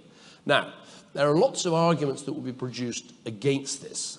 Arguments about, won't this chill investment in our economies, or isn't this somehow breaching legal undertakings of the past, or all the rest of it. I've looked at all the arguments, and so far I haven't seen anything that convinces me this is a bad idea. And I think it does fall under the bracket of what I said in my remarks, that, you know, the world has changed. The world's changed with Putin's invasion. It's changed with the way Iran is behaving in the Middle East. It's changed with the level of insecurity we feel in our world. It's changed with the fact that China has become so much more hostile. And you know, there's a tendency in our wonderfully vibrant democracies, as I said, of wanting, you know, being the party for a better yesterday. We want it to snap back. But I would say we've got two crises in the world at the moment, Ukraine and the Middle East. I think it's probably more likely we get a third than we lose one of the two we got already. Let's talk about China. Today's Pearl Harbor Day. What would a Chinese Pearl Harbor look like, in your view? Well, well, first of all, we should remember the lesson from Pearl Harbor about, you know, what an appalling act of aggression that was, and the importance of strength and deterrence through strength, which is, I think, at the heart of the lessons we learned in the 1930s and the 1940s. I mean, that's why I feel so strongly about all this stuff. You know, you don't have to be a brilliant student of history to know that appeasing Hitler in the 1930s was a disaster, and we ended up with more invasions and more Hitler until eventually we had to do something about it, and eventually the United States had to come in and help us, and the blood price gets higher the longer you wait to intervene. Look, I think with China, what I would say is, in my time as Prime Minister, yes, we tried to build a positive relationship. We tried to engage over issues like trade, and some of those resulted in good economic outcomes for our country. But you know, China has changed. Since I left office, we've seen the treatment of the Uyghurs, we've seen the treatment of Hong Kong, we've seen the wolf warrior diplomacy, we've seen the kind of, you know, terrible situations that were created when Australia said something or Lithuania did something, and you know, it is a different China we're dealing with, and we need to harden our systems and be very clear-eyed as a result. And I think one of the strands of our approach is not only to try and protect ourselves and our systems against, for instance, cybercrime, but also to align better with our allies, including the United States, because it's much easier to stand up to this sort of things if we stick together. Do you believe that China's real goal is to take Taiwan without firing a shot like they did with Hong Kong?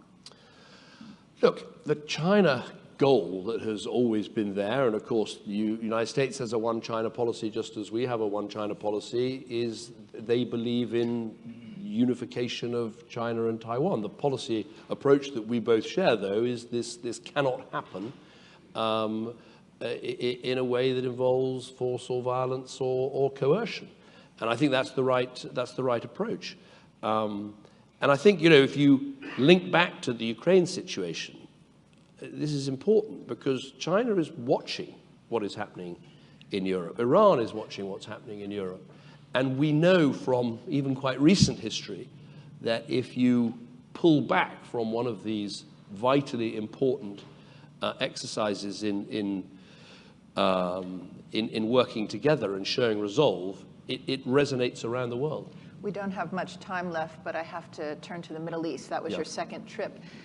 Do you still believe that a two-state solution is possible between the Israelis and Palestinians? I do. I mean, I think, you know, when you go to Israel today and talk to people about it, it feels a long way off because, you know, this is a nation in trauma. Israel on the 8th of October is a different country to what it was on the 6th of October. You know, the people in those kibbutzes where I went in the south of Israel, they were the most peace-loving, two states supporting group of people. Many of them, one of the families I met, one of the people who got taken hostage that day was driving Gazan families to Israeli hospitals to get them treatment. And so it is a nation in shock, so it feels a long way off. But ultimately, if you're a friend of Israel, and I am, long-term security for Israel means not only being strong, not only having strong defenses, it means finding a way where your Palestinian neighbors are also living in peace and security and dignity. And ultimately, that must mean a two-state solution. Getting there from where we are now is incredibly hard, but we have to plan. We have to start thinking what happens on day one after this Israeli operation has finished. What do you do to build up and reform and revitalize the Palestinian Authority? How do you get Arab states to commit to working on that and thinking about how to provide stability and governance and security in Gaza? How do we improve the situation in the West Bank? It is incredibly difficult, but it must, to me, the alternatives to a two-state solution are much worse. Last question. Does Prime Minister Netanyahu still believe in a two-state solution? Well, you'd have to ask him that question. See, I haven't forgotten all the political answers that you have to give. Look, I think the answer there is it is in Israel's long-term security interests. And so friends of Israel have to persuade them of that fact, and then I think judge them by whether the actions they take make it in the long term more likely or less likely. Thank you very much. Thank you. Thanks very much. Thank you. Thank you.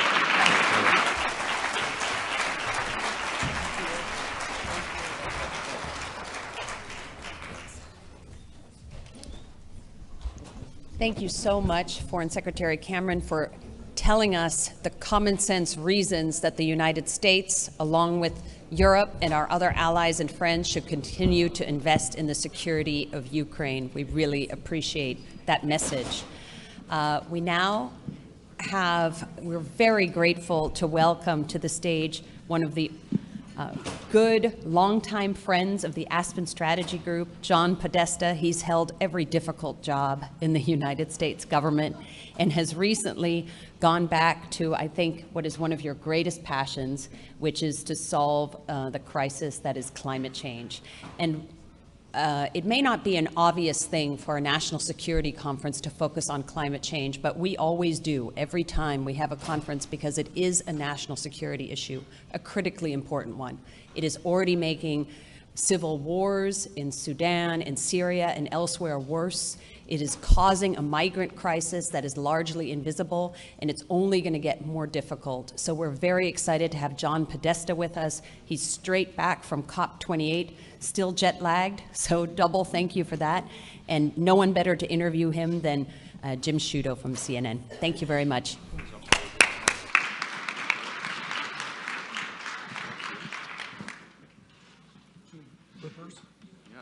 We'll put you on the right for once, right? That's where I'm comfortable. Thanks so much. Apologies for dispensing with the tie. I'm importing a little bit of Aspen, Colorado by going a little bit more casual to Washington, given the weather. You know, to Anya's point as we started, I never doubt that climate is a national security issue. And whenever I have conversations with folks who doubt the reality of climate change, I will always direct them to the U.S. Navy's website, where the U.S. Navy speaks quite openly about the many consequences in terms of national security, migration, wars over finite resources, et cetera. To that point, I don't have to tell you that, but it's certainly something that I have to bring up frequently on the air. Well, I'll tell my son that. He works for the secretary. But so I'm glad you referenced the Navy. But maybe I'll start by telling a story, Jim, because this is triggering for me, which is when I was Bill Clinton's chief of staff in the year 2000, Gail Smith, who I think you know, who went on to run USAID for President Obama, was our senior director for Africa. And we sent her into the briefing room one day to say that climate change and HIV/AIDS, these transnational threats, were security threats. And she literally got laughed out of the briefing room by your colleagues. Fast forward 14 years later, and the Quadrennial Defense Review first identified climate change as a threat multiplier. And I say today that it's no longer, we shouldn't think about it as a threat multiplier. It is the threat. The effect that Anya noted on human security cascades into national security challenges across the board, both because of the internal displacement of people, which exacerbates state fragility, as well as people pouring over the borders, which has, obviously, as we're watching what's going on Capitol Hill and our inability to kind of find a path forward to get the resources that Ukraine needs, the resources that Israel needs, I think it is something that I think we will only get worse and be more exacerbated in the years ahead. So we have to take it seriously on those terms, as well as obviously on the economic and environmental terms that we usually discuss the topic. Yeah, that connection between the environment, climate change, and mass migration from Africa into Europe and from South America here is a connection I don't think we make often enough as we're discussing those issues on the air, but we should make more often. All right, to the topic at hand, given COP28 is underway, there is some cautious optimism being expressed by the organizers and others that they will come to some sort of concrete agreement on the phasing out or the phasing down of fossil fuels. I wonder, do you share that optimism? Look, I think it's a healthy debate. I just came from over there. The United States is on record as being in favor of phasing out of unabated fossil fuels. We did that in the G7 a while ago, and Secretary Kerry's been clear about that. But there's still resistance to it, so the negotiations are now kind of in the clinches. I think one of the things that's happened at this COP, though, is the focus on the emissions from the oil and gas sector have probably never been as prominent. We've been talking for a long time about the need to stop building unabated coal-fired power plants and have put pressure on countries like China to begin to not only stop building new plants, but start retiring their old plants. But I think this COP, perhaps because it's hosted by the UAE, has really put a bullseye on the emissions from the oil and gas sector. On the good news side, I think that led to a significant step forward in terms of reducing methane from the production and transportation of oil and gas. The United States took a lead on that with the rules that the EPA just finalized to reduce emissions from the oil and gas sector. But I think in general, the commitments that were made, I think on the second day of COP, were substantial. But that really only gets at the emissions that are coming from production. It doesn't get to what people in that world refer to as scope 3. What happens when the oil is actually used and the emissions that are coming from that? You mentioned the word which has been quite a buzzword there, which is the word unabated. Explain what that actually means, because, and does it involve an element of fantasy to say, well, as long as we figure out a way to rein all that stuff in once it's in the atmosphere, we'll be okay? Yeah, well, unabated means that, there are processes by which you can capture the emissions, the CO2. Are any of those proven? Well, they're theoretically proven. Whether they're economic is really the question. I think there's a lot of investment going on now. A bit more distant is direct air capture, although the Department of Energy has supported some demonstration projects in that space as well, and people like Oxy, the formerly Occidental Petroleum, are spending a significant amount of capital trying to demonstrate that technology. That's pulling carbon out of the atmosphere and then sequestering it by injecting it into the ground. More typically, what people are referring to is taking the CO2 out of a stream and then injecting it underground for permanent storage. Has it been demonstrated? Yes, but is it a solution? And I think this is where there's quite a bit of contention even in the COP. I think one way to think about this is you can't just keep burning fossil fuels forever and ever and think that you can grab that CO2 and just put it back underground. That is not going to be an overall solution to the problem. We have to move to clean and renewable sources of energy, but there's certain amount of CO2 that we're going to literally have to be able to remove from the atmosphere or from particularly hard to decarbonize processes where sequestration by mid-century, if we're going to get to where the point, people use the term net zero, where we're taking as much carbon out of the atmosphere as we're putting into it, then there needs to be a space for carbon removal. I just wonder, and there are a lot of parallels, certainly from the way the industry has handled this to the tobacco industry, but I just wonder if it's the equivalent of filtered cigarettes, Well, as long as we put a filter in, everything will be fine, which we know was not true. Look, how much of this is a solution as opposed to a distraction or a delay tactic? Well, look, I think that's a fair question. What I'm saying is that we have to demonstrate the technologies because we're going to need it. It doesn't mean that we can continue on the path we're on, which is to essentially power our economy through the use in the way we do today of fossil fuels, from everything from transportation to power in the power sector, et cetera. We have to move off of that. We have to electrify more. We have to create that electricity through clean sources, renewables, zero carbon sources like nuclear power. But we're not. But there's a little tail at the end, and I think that this,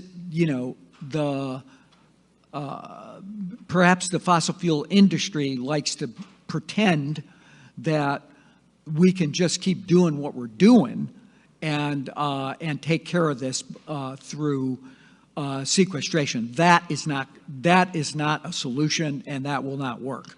And that's why I think, what I'm doing at the White House is trying to implement the Inflation Reduction Act, which was the biggest investment in clean technology in the history, not just of the United States, but the world, to try to replace those resources across every sector: power, transportation, industrial, buildings, and agriculture and forestry with climate smart and cleaner forms of energy. And I do want to get to the good news because there is some good news. But before I get there, speaking of the industry itself, are oil-producing nations, and by the way, one of them was the host or is the host of COP28 this year, Abu Dhabi, are they credible partners to address climate change when their incentives are mixed at best? Well, I think that the truth is that we need them to do things differently. The UAE, for example, is a major developer of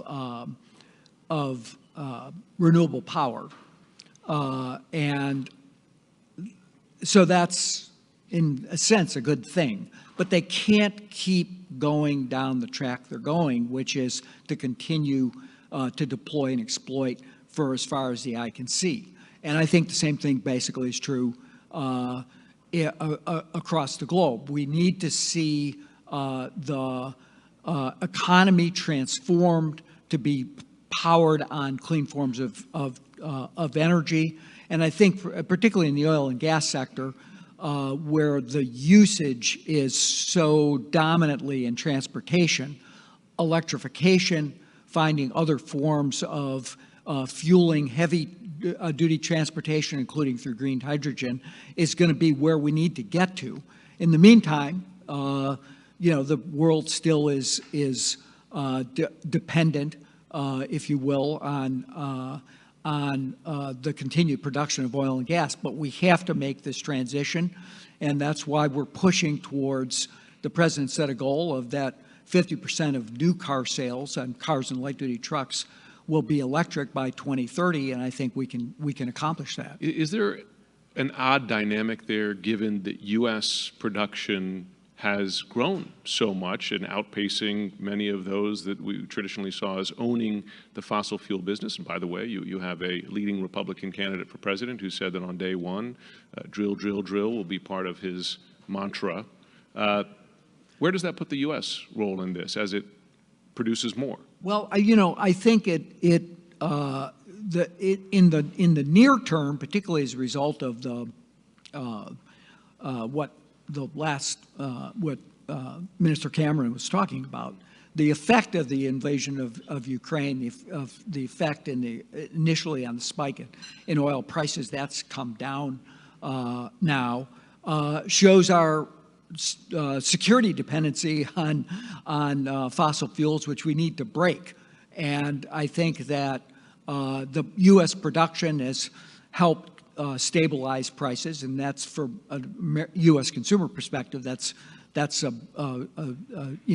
least in the short term, a good thing. But that doesn't mean that that's a solution over the long term. That's why we need to invest, and we're seeing that investment in cleaner technologies. There's been over $220 billion since the president came into office of investment in clean technology. About over $150 billion of that is in electric vehicles and battery manufacturing, reshoring supply chains. That's the future. But in the meantime, I think we have to manage the economy as it is.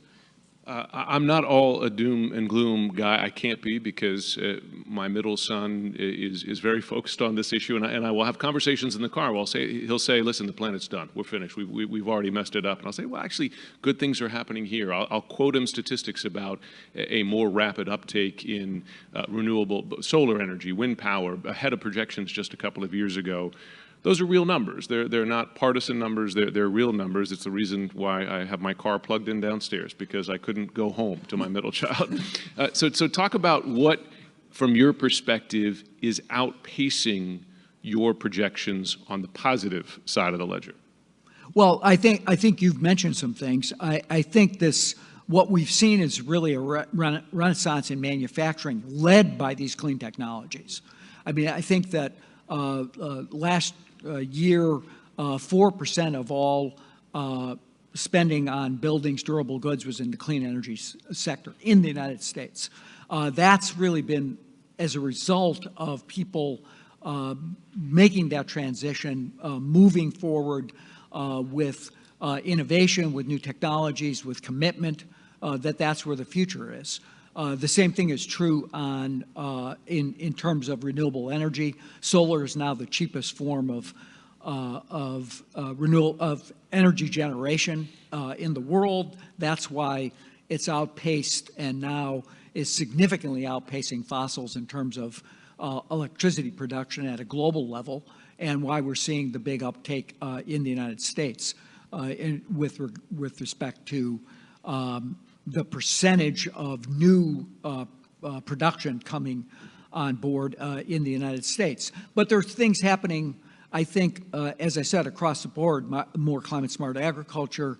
We're seeing it in the building sector, transition to the overall sales from the pandemic to now has slowed down a little bit in terms of what people are doing in terms of even in their own homes to transition from, for example, from gas-burning furnaces to heat pumps. But as a percentage of new installations, heat pumps are going up. And I think you're just seeing across the board this movement towards clean energy, and I think that's being led by a policy environment where the government has enabled private sector investment. And the private sector is responding with tremendous energy, actually. One sign of trouble is specifically on offshore wind, though. Yeah. With inflation, it's increased the prices. You've had companies such as Shell pulling out of projects, Martha's Vineyard off of New England. Well, most famously, Ørsted in New Jersey pulling out of yes. 2 projects. Yeah. Economics had been your friend to this point, particularly on wind, but in this case, that's not the case. And I wonder, do you think that's a short-term setback? I do. And I think even Ørsted is still in the U.S. market. They're still developing 2 projects. They're breaking ground on, kind of as we speak.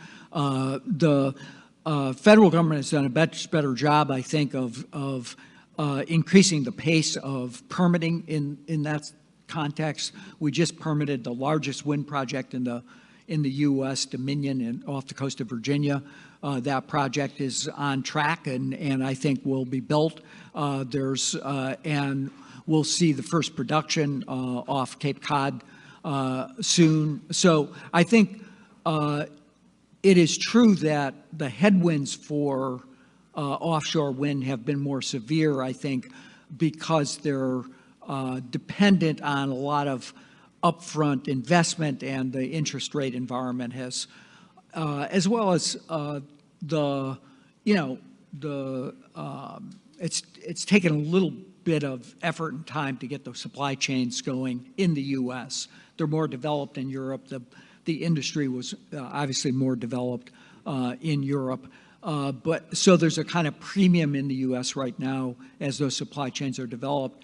But I think as inflation abates, as the interest rate environment gets a little bit better, as people are penciling out those projects, and there's still a very strong commitment and future for offshore wind.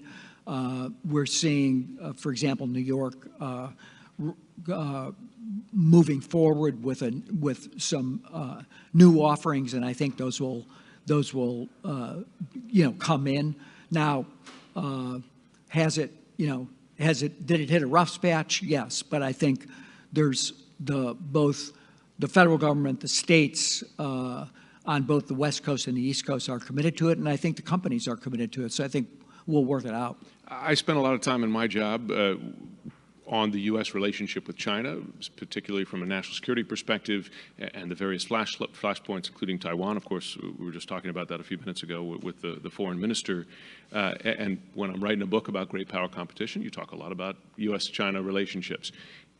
The one area of cooperation that is both necessary for the sake of the world, of course, is the U.S. and China have to work together on climate change. But it's also an issue that I'll often hear from policymakers to say, well, it's an area of hope because we are actually discussing cooperation on that issue. And I wonder, is that something you share? Is that too optimistic of you? And can you have that cooperation even when you're discussing potential war plans over Taiwan? Yeah. Well, I have a history with this because I was, during my tenure with President Obama, I negotiated with the Chinese over a joint statement that we issued in November of 2014 that I think really sparked the negotiations that led to the Paris Agreement in 2015. So I spent a lot of time with the person who is now their chief negotiator, as did Secretary Kerry when he was Secretary of State. He's now continued that, and I give credit to Secretary Kerry for sticking with it, for going back and back and back.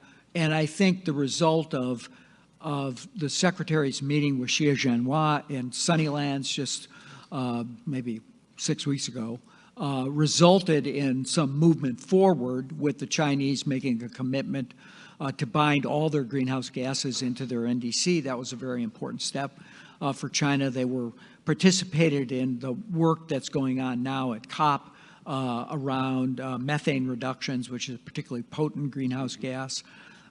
So that's good news. But I think we're in a very different place than we were during my tenure with President Obama. Both the relationship is more on edge, and we're in a period of real competition. As I think back, particularly at the early days, going back probably into the Bush years, there was the more discussion of cooperation, et cetera. Now we're in a technological competition across a broad range of technologies, semiconductors, clean technology. The Chinese control too much from a security perspective of particularly the upstream technologies around critical minerals, batteries, upstream solar supply chains, Solar around, supply, yeah. around the development of ingots and wafers. What we're trying to do is push towards reshoring, friendshoring some of that, working with our allies to reduce our dependency on China for the production of those really critical technologies for the next couple of decades. And hard restrictions. I promised, Anya, to go to the audience for one question. So think about it, and let's pick someone so we can get there. I do have one more question for you. There's almost, maybe delusional is too strong a word, but at least kicking the can down the road. There's an aspect of that in any discussion right now, whether we're talking about the U.S. relationship with Russia over Ukraine, U.S. policy towards North Korea, but also environmental policy. That you have an election next year in which you could have a change of leadership here that would radically change the U.S. approach, certainly to this issue. You have a leading Republican candidate who, while president, publicly stated he doesn't buy the science behind climate change, took the U.S., of course, out of the Paris Agreement. What does that mean for this country, the largest economy in the world, its approach to this issue? Do partners buy that any commitment you make today is going to last beyond the next 11 months? What does that do for U.S. credibility? Well, look, the last time we had a climate denier in the White House, which wasn't that long ago, who tried to reverse all the actions that had taken place by a bipartisan group of presidents before him, I think, and particularly the decision to pull out of Paris sparked the We're Still In movement from state and local governments, from the private sector, from universities, from nonprofits, et cetera. I met with a lot of them now. Now we're all in, is they've rebranded, when I was in Dubai. And you have this tremendous leadership at the state and local level, and at the business level, et cetera, that are still pushing forward. What I say about the Inflation Reduction Act is, it was built to be durable, and I'm maybe just a veteran of the Affordable Care Act, so I like to, I like to believe that history will repeat itself. But it's built to be durable because the 10 years of support for this clean energy transition that's built into the tax code is resulting in all this economic activity that I mentioned around the country, steel going in the ground, jobs being created, more than 210,000 jobs created just since the bill passed. And that's more every month.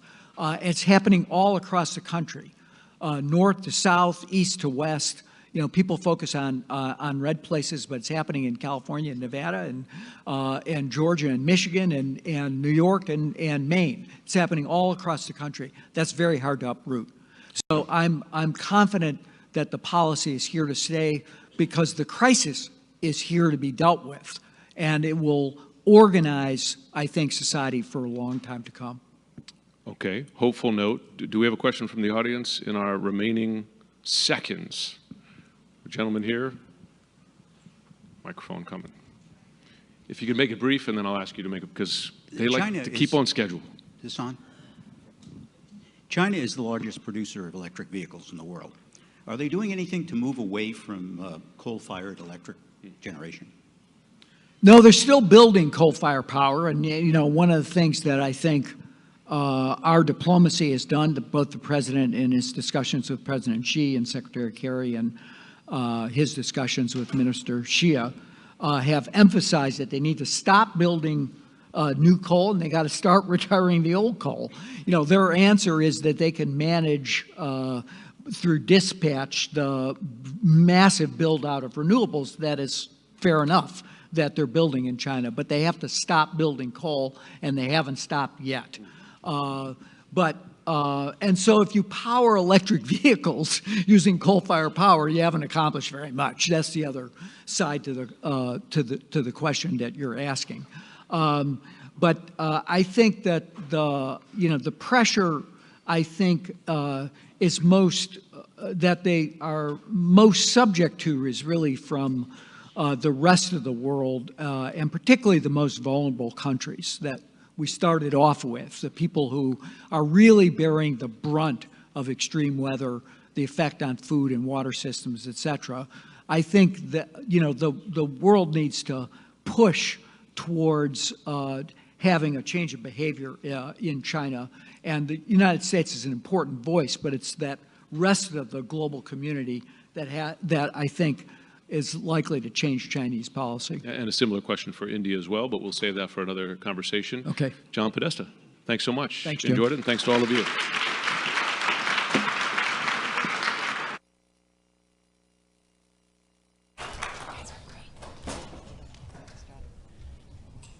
Thank you so much to Jim Sciutto and John Podesta.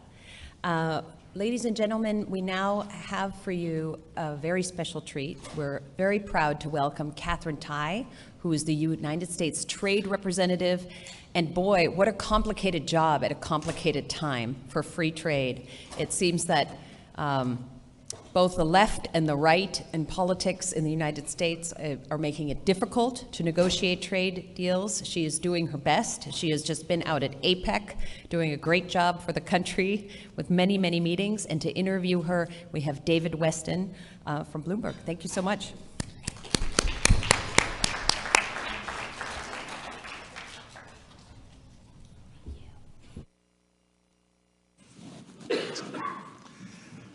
Thank you, Anya, for that introduction, and thank you very much, Madam Ambassador, for doing this. Thank you I so know much. Everybody wants to hear from you. Well, I'm looking forward to this. So am I. So in thinking about this and thinking about your job, it struck me you have a multi-layer job. You cover the globe, literally. Yes.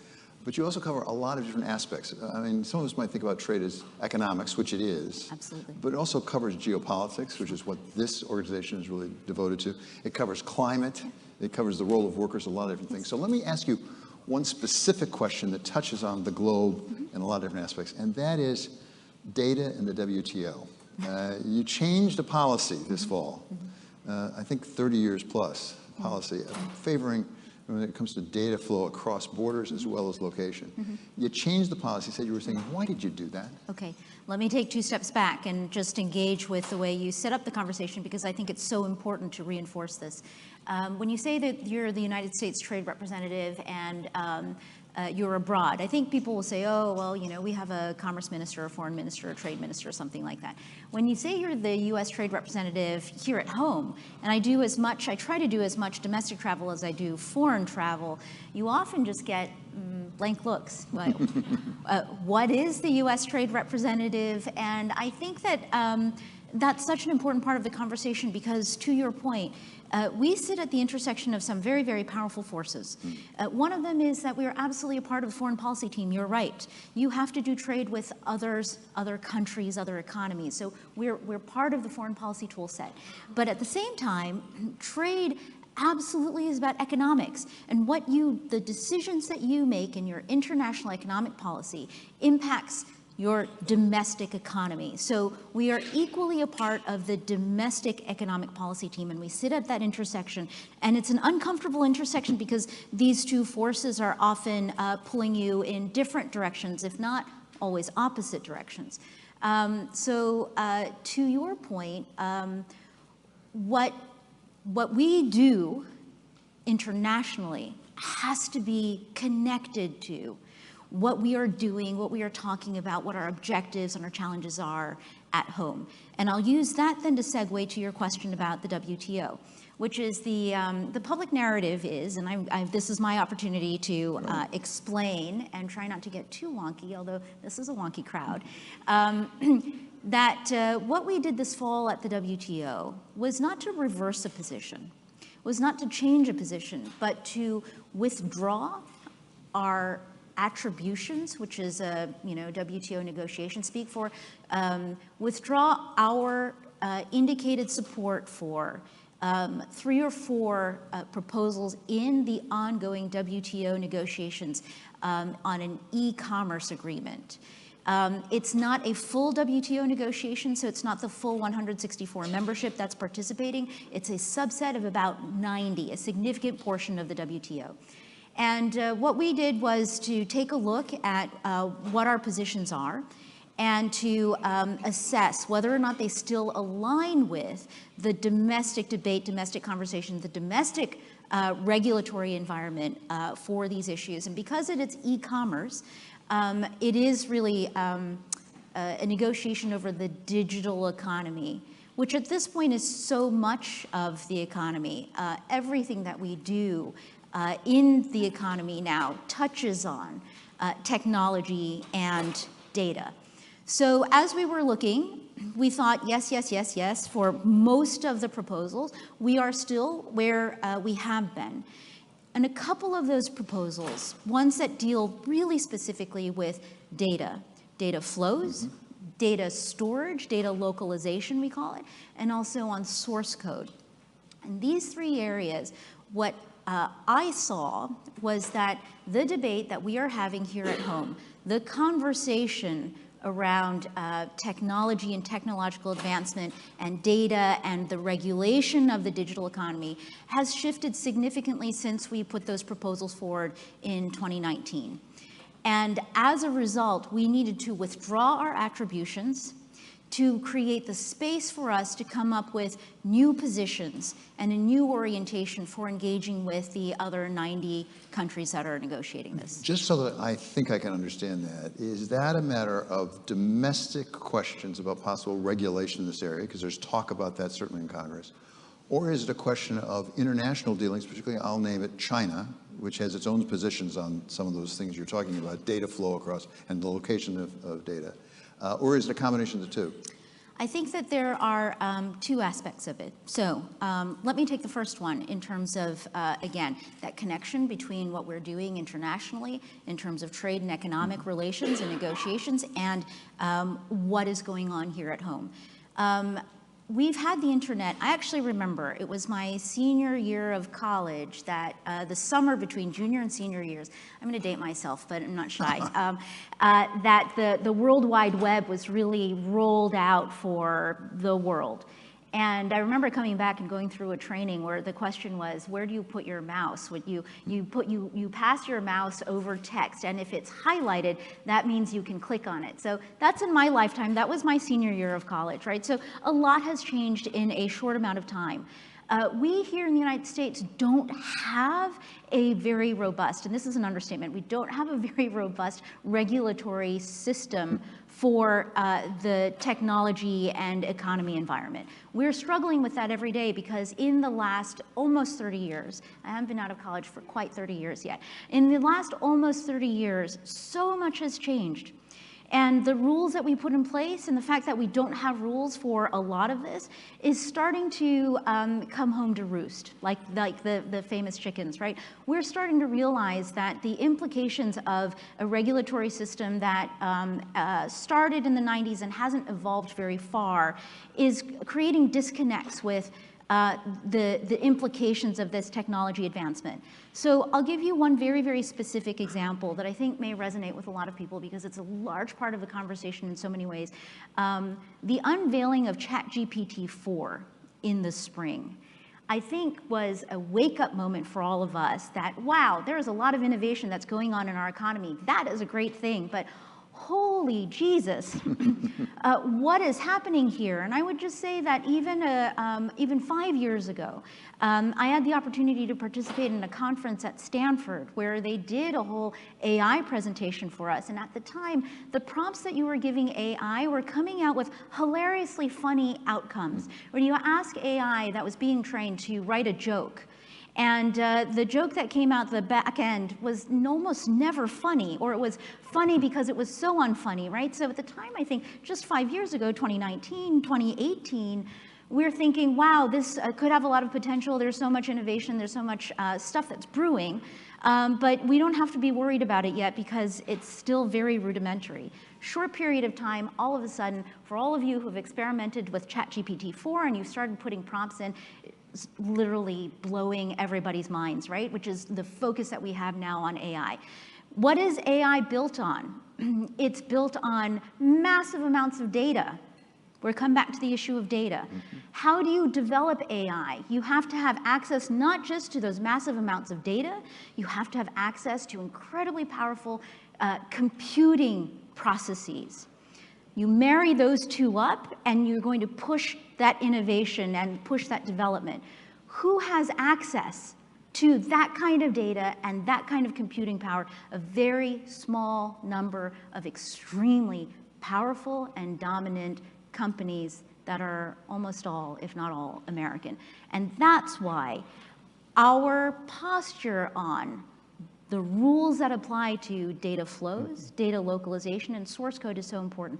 At the core of each of these proposals in these negotiations is the question that we have to answer around the balance of authority between the private sector and the companies and the government and our regulatory authorities. Who gets to decide or control how freely the data can flow and when it can be restricted, where it needs to be stored, and when access is required to disclose source code. And I think that those issues are very much consequential, not just for trade and economics, but for our entire society. And the cross-cutting nature of these issues means that if we're going to lead using trade rules at a time when there is no consensus, but massive amounts of debate and questioning, then I, as USTR, am committing massive malpractice and probably committing policy suicide by getting out ahead of all of the other conversations and decisions that we need to make as a country. You don't want to be too far behind. You also can't be too far ahead. You got to make sure that you get the balance right. You said almost all. One place that has an awful lot of data is China, and they're developing computer ability very fast. Some people propose, including Foreign Affairs, that we should be having arms control negotiations with the US and China right now over generative AI. Does that make sense to you? Is that something being considered by the US government?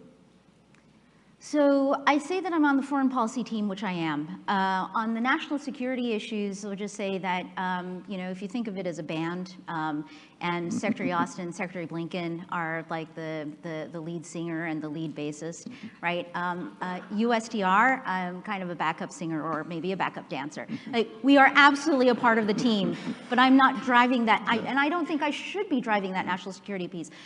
As USTR, this is very much true today, and I think that past USTRs haven't had to say it because our domestic situation was different and the global geopolitical situation was different, but I spend so much of my time thinking about democracy.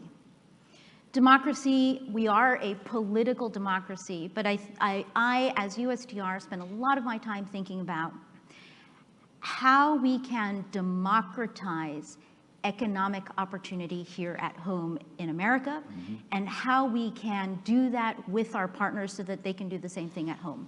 And I think that that's a really important part in terms of USTR and treating data as a national security a controlled substance. I understand why that has relevance, but I think that we also have to understand the criticality of data to just our regular economic vibrancy. Moving beyond data, you've taken us, I think, to a version of the Indo-Pacific Economic Framework, something that President Biden went to Asia and really touted, something that, if you're not the lead singer, you're pretty close to the lead singer on. Give us a sense of where that stands right now. I think there were some expectations at APEC that we'd make some real progress. Some people were disappointed it didn't feel like we did. Is that an accurate perception? And if so, why didn't we make the progress? So is it an accurate, some people did express disappointment, but let me say what we did.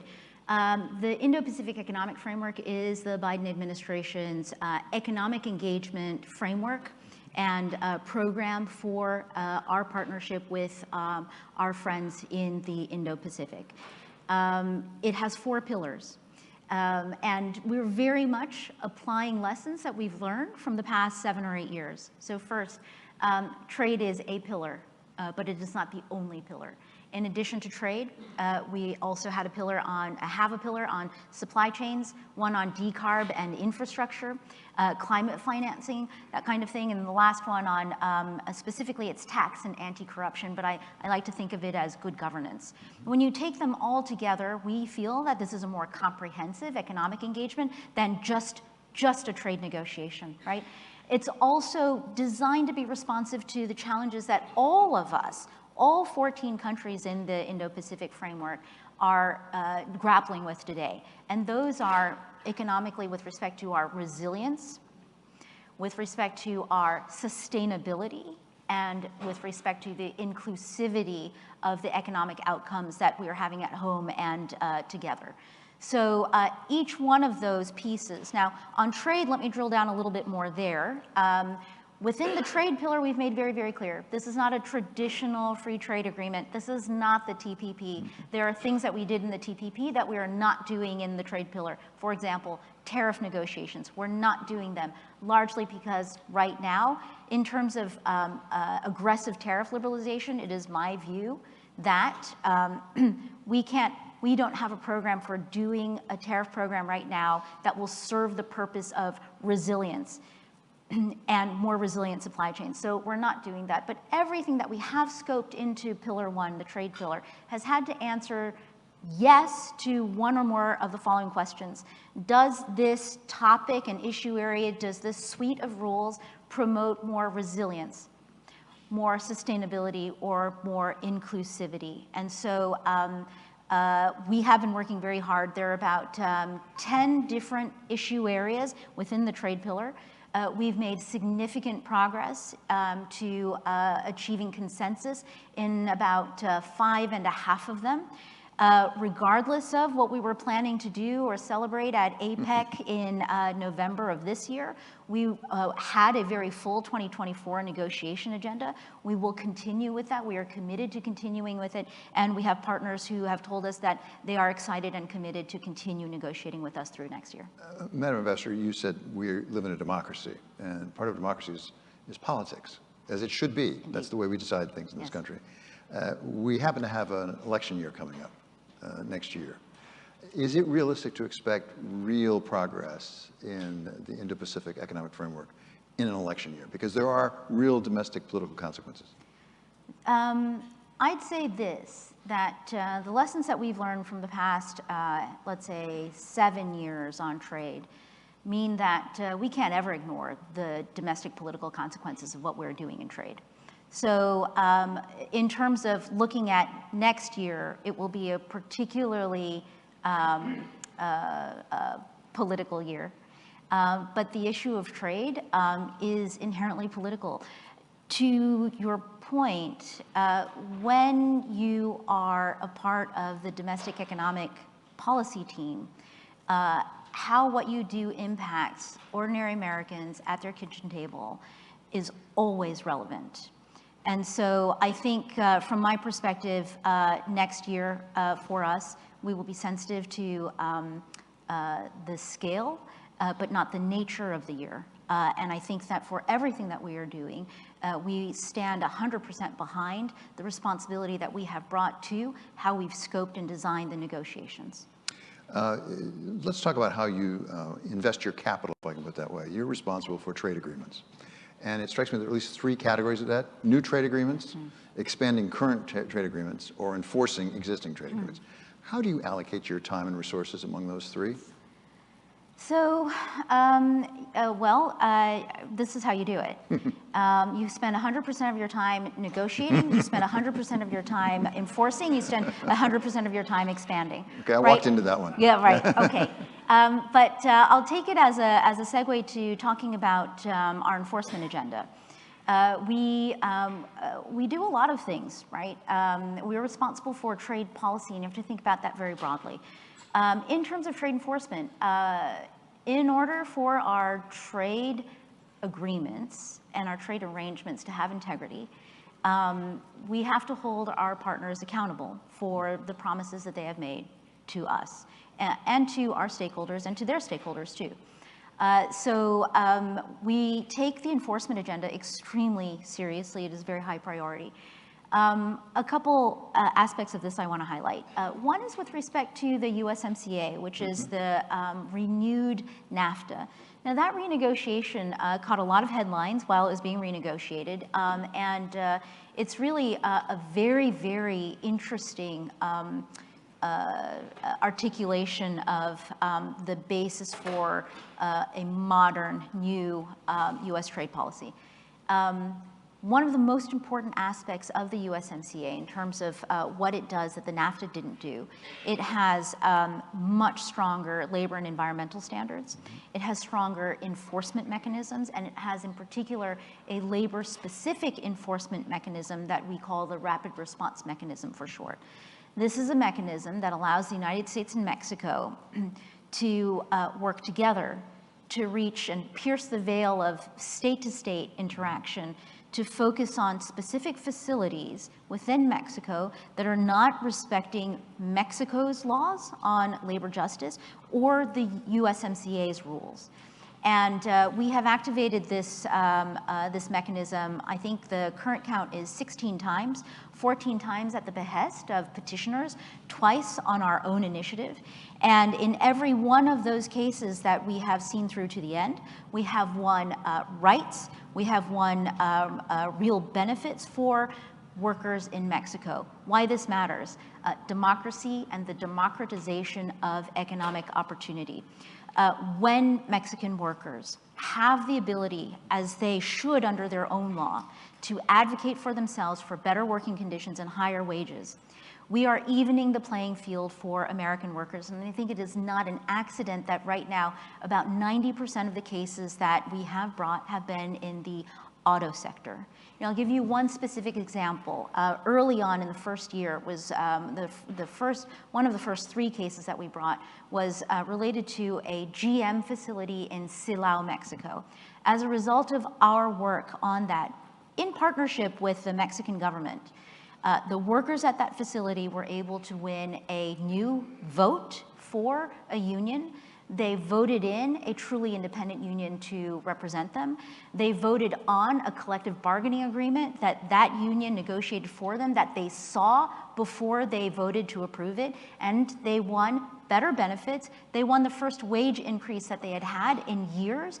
It was a 10% wage increase, and in the second year, that went up another 10%.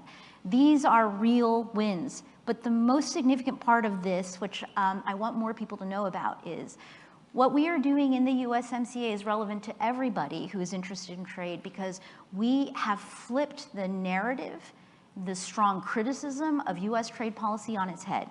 For the first time ever, we are offering workers a mechanism for their own advocacy and empowerment through a trade agreement. Without this trade agreement, they wouldn't have this mechanism. And I think that this is one of the cornerstones of what we call the worker-centered trade policy, which is to drive a trade policy that more Americans feel like is going to champion their interests. On the other hand, we're also doing a lot for our farmers, as we always have. And within the USMCA context, without leaving that agreement, I'll say that we've taken very seriously our corn producers' concerns around the Mexican decree that will impact our trading relationship, and we initiated a dispute settlement case in the middle of this year, and we are litigating it out right now. On the subject of expanding existing agreements, we had, I believe it's your counterpart in Taiwan this week, say we'd like to have a free trade agreement. Let's expand out what we have right now. Obviously that would raise geopolitical issues, foreign policy issues. Are you open to that? So the negotiation we're having with Taiwan right now, and I'll just highlight here, every trade negotiation we're doing right now has an element of innovation that's baked into it. And this is because we're trying to be responsive to the data and the feedback that we are receiving from the world economy. There are so many changes that are going on simultaneously that I've not met even our smartest economists, even my colleague Janet Yellen, who is a legend in macroeconomics. No one can explain exactly what's happening or predict exactly what's going to happen next. And so from a trade policy perspective, what we have been very disciplined in trying to do is to say, let us bring a trade program to each one of our partners that's tailored to that partner, that's tailored to their interest and our interest in the partnership, that's also tailored to the challenges and the dynamics that we are navigating together in the global economy. With Taiwan, what that's meant is that we have been negotiating agreements, and the first agreement that we have with Taiwan is one that covers, I think, 5 issue areas. It's trade facilitation, it's small, medium enterprises, good regulatory practices, and I'll have to look at my notes for the other 2, but we've got a core group of 5 disciplines. We signed that agreement. Congress, in a fit of enthusiasm, even though they weren't legally required to, took a vote on it to show their support for what we are doing here. And on the basis of that support, we are negotiating another set of disciplines right as we speak. We've been making excellent progress, and we will continue to look at building out those agreements to have an arrangement with the Taiwan economy that is fit for the times. And the times are very challenging. And so this is one of our accomplishments that we are particularly proud of and committed to. So you don't rule out a free trade agreement, but it's not now. Look, so let me back up to what do you mean by a free trade agreement, right? Do you mean the traditional kind of U.S. approach to a very, very comprehensive, maximally liberalizing, aggressively liberalizing agreement? We're not doing that with anybody right now.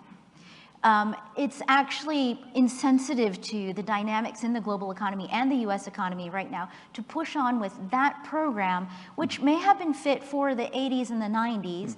Maybe it was starting to show its age in the 2000s and 2010s. It's 2023. We need new policies. There's innovation going on all around us. When we were negotiating those agreements, I don't know, AI wasn't even a thing that we talked about, right? So in all these different ways, but certainly we hadn't experienced the pandemic, supply chain discombobulations and disconnect, the fragilities, the geopolitical tensions where we've always had them, but they were different and at a different scale with different partners.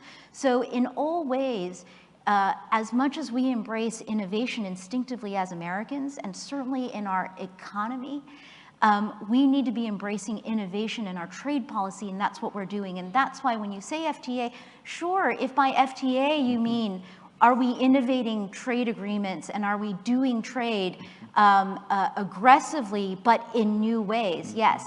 When you say FTA, if you mean the old style trade agreements that we used to do, then no. We have to talk about climate. It's been a priority of President Biden from the beginning of the Biden administration. You've said that trade does have a role in that, in climate. We've just been experiencing COP28. What specifically can you do in trade with respect to that? Let me be more pointed than that. Why don't we have a carbon adjustment tax? That's something that we've heard favorable things, even from President Biden about. Yeah. Democrats had a proposal, didn't go forward. Yeah. Why don't we just do that? Okay, so first, trade has to be part of the solution. Why aren't we there yet? And I would say, you're talking to the wrong person. That question needs to go to the US Congress. Tax policy, who writes the tax policy? It's not that we have no role, don't get me wrong, but we each have our respective roles as prescribed by our founding document, which is the US Constitution. With respect to tax policy, that is absolutely the jurisdiction of the United States Congress. We have to have that congressional, legislative, revenue outlook and consensus, or at least a basis, before I can do anything appreciably meaningful in trade. That is true for climate. It is also true for digital. Congress gets to decide ultimately. Is the Biden administration pressing actively for a carbon adjustment tax? Are we pressing aggressively for a carbon adjustment tax? I mean, it's been known to happen that the White House proposes things to Congress to get them to enact it. Well, you should, if John Podesta is still in the building, you should ask him to come back and ask him that question. Let me go back to your original question, which is, what are we doing with respect to trade and climate? The most important thing that we have been doing, another of our innovative trade initiatives has been the negotiation of a global steel and aluminum arrangement with Europe. So we have had Section 232 global tariffs on our steel and aluminum imports. The Biden administration's perspective is, with respect to global overcapacity and global market distortions in steel and aluminum, that is a fact that we have to contend with. We have to be able to be a steel producer. in the global economy, including for national security reasons, but also for basic economic reasons. But we shouldn't be taking that on alone. The distortions that are happening in the global marketplace are happening to our partners too. So we joined forces with the Europeans to say, let's figure out how we can liberalize and normalize trade between us on steel and aluminum, but work together to defend our economies against unfair trade and unfair production and create incentives for cleaner trade and cleaner production. It also is helpful that the Europeans have put forward and are rolling out a carbon border adjustment mechanism that covers 5 or 6 sectors, very carbon intensive industrial sectors that include steel and aluminum. That is what we've been working towards. We gave ourselves 2 years. We realized this fall that we're going to need more time. And we are committed in the Biden administration on behalf of the United States to staying at the table and working on this issue with Europe because it is so important. And it is foundationally important to creating a template for what we might do more broadly. We have time for one more question, and I want to have it be on Africa. Okay. It's something that's important overall, and I know it's important to you. Yes. Where are we right now with Africa and trade? So I think that next week will be the 1-year anniversary of the President Biden's African Leaders Summit, which we hosted last year in December. At the conclusion of that summit, President Biden gave an instruction to all of us in his administration, which is build partnerships with Africa, with the continent, with the countries, with the regions. Mm-hmm. And each one of us was encouraged to go to Africa early, often. I've been to the continent twice this year. One trip in July was to Kenya. We are negotiating another one of our innovative trade arrangements with Kenya. The other one was last month to Johannesburg when South Africa hosted the AGOA Forum. The AGOA Forum is the trade program that we have with sub-Saharan Africa. These engagements and these exercises that I've been involved in are to pursue an enhanced, robust, new approach to a U.S.-Africa economic partnership that helps us harness and develop the potential of Africa to be the economic engine that drives growth in this next period of globalization. But in order to do that, we're going to need to figure out how to do it differently. We're going to need development models that are more effective and more successful for both sides of the equation. And I'm very, very excited by what we're doing. Madam Ambassador, thank you so much for your time. Really great to have you here. That's Catherine Tai, U.S. Trade Representative. Thank you so much, David. Thanks, Thanks.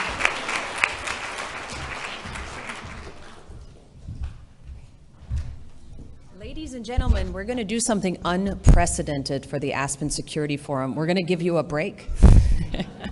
So please, there's lunch served outside. Please help yourselves. We have an hour for lunch. Please come back here on time because we have a jam-packed, fascinating afternoon for you. We're going to have 2 sessions on China. We're going to hear from the Egyptian Foreign Minister, from John Feiner, the Deputy National Security Advisor, and others. Have a great lunch. Thank you.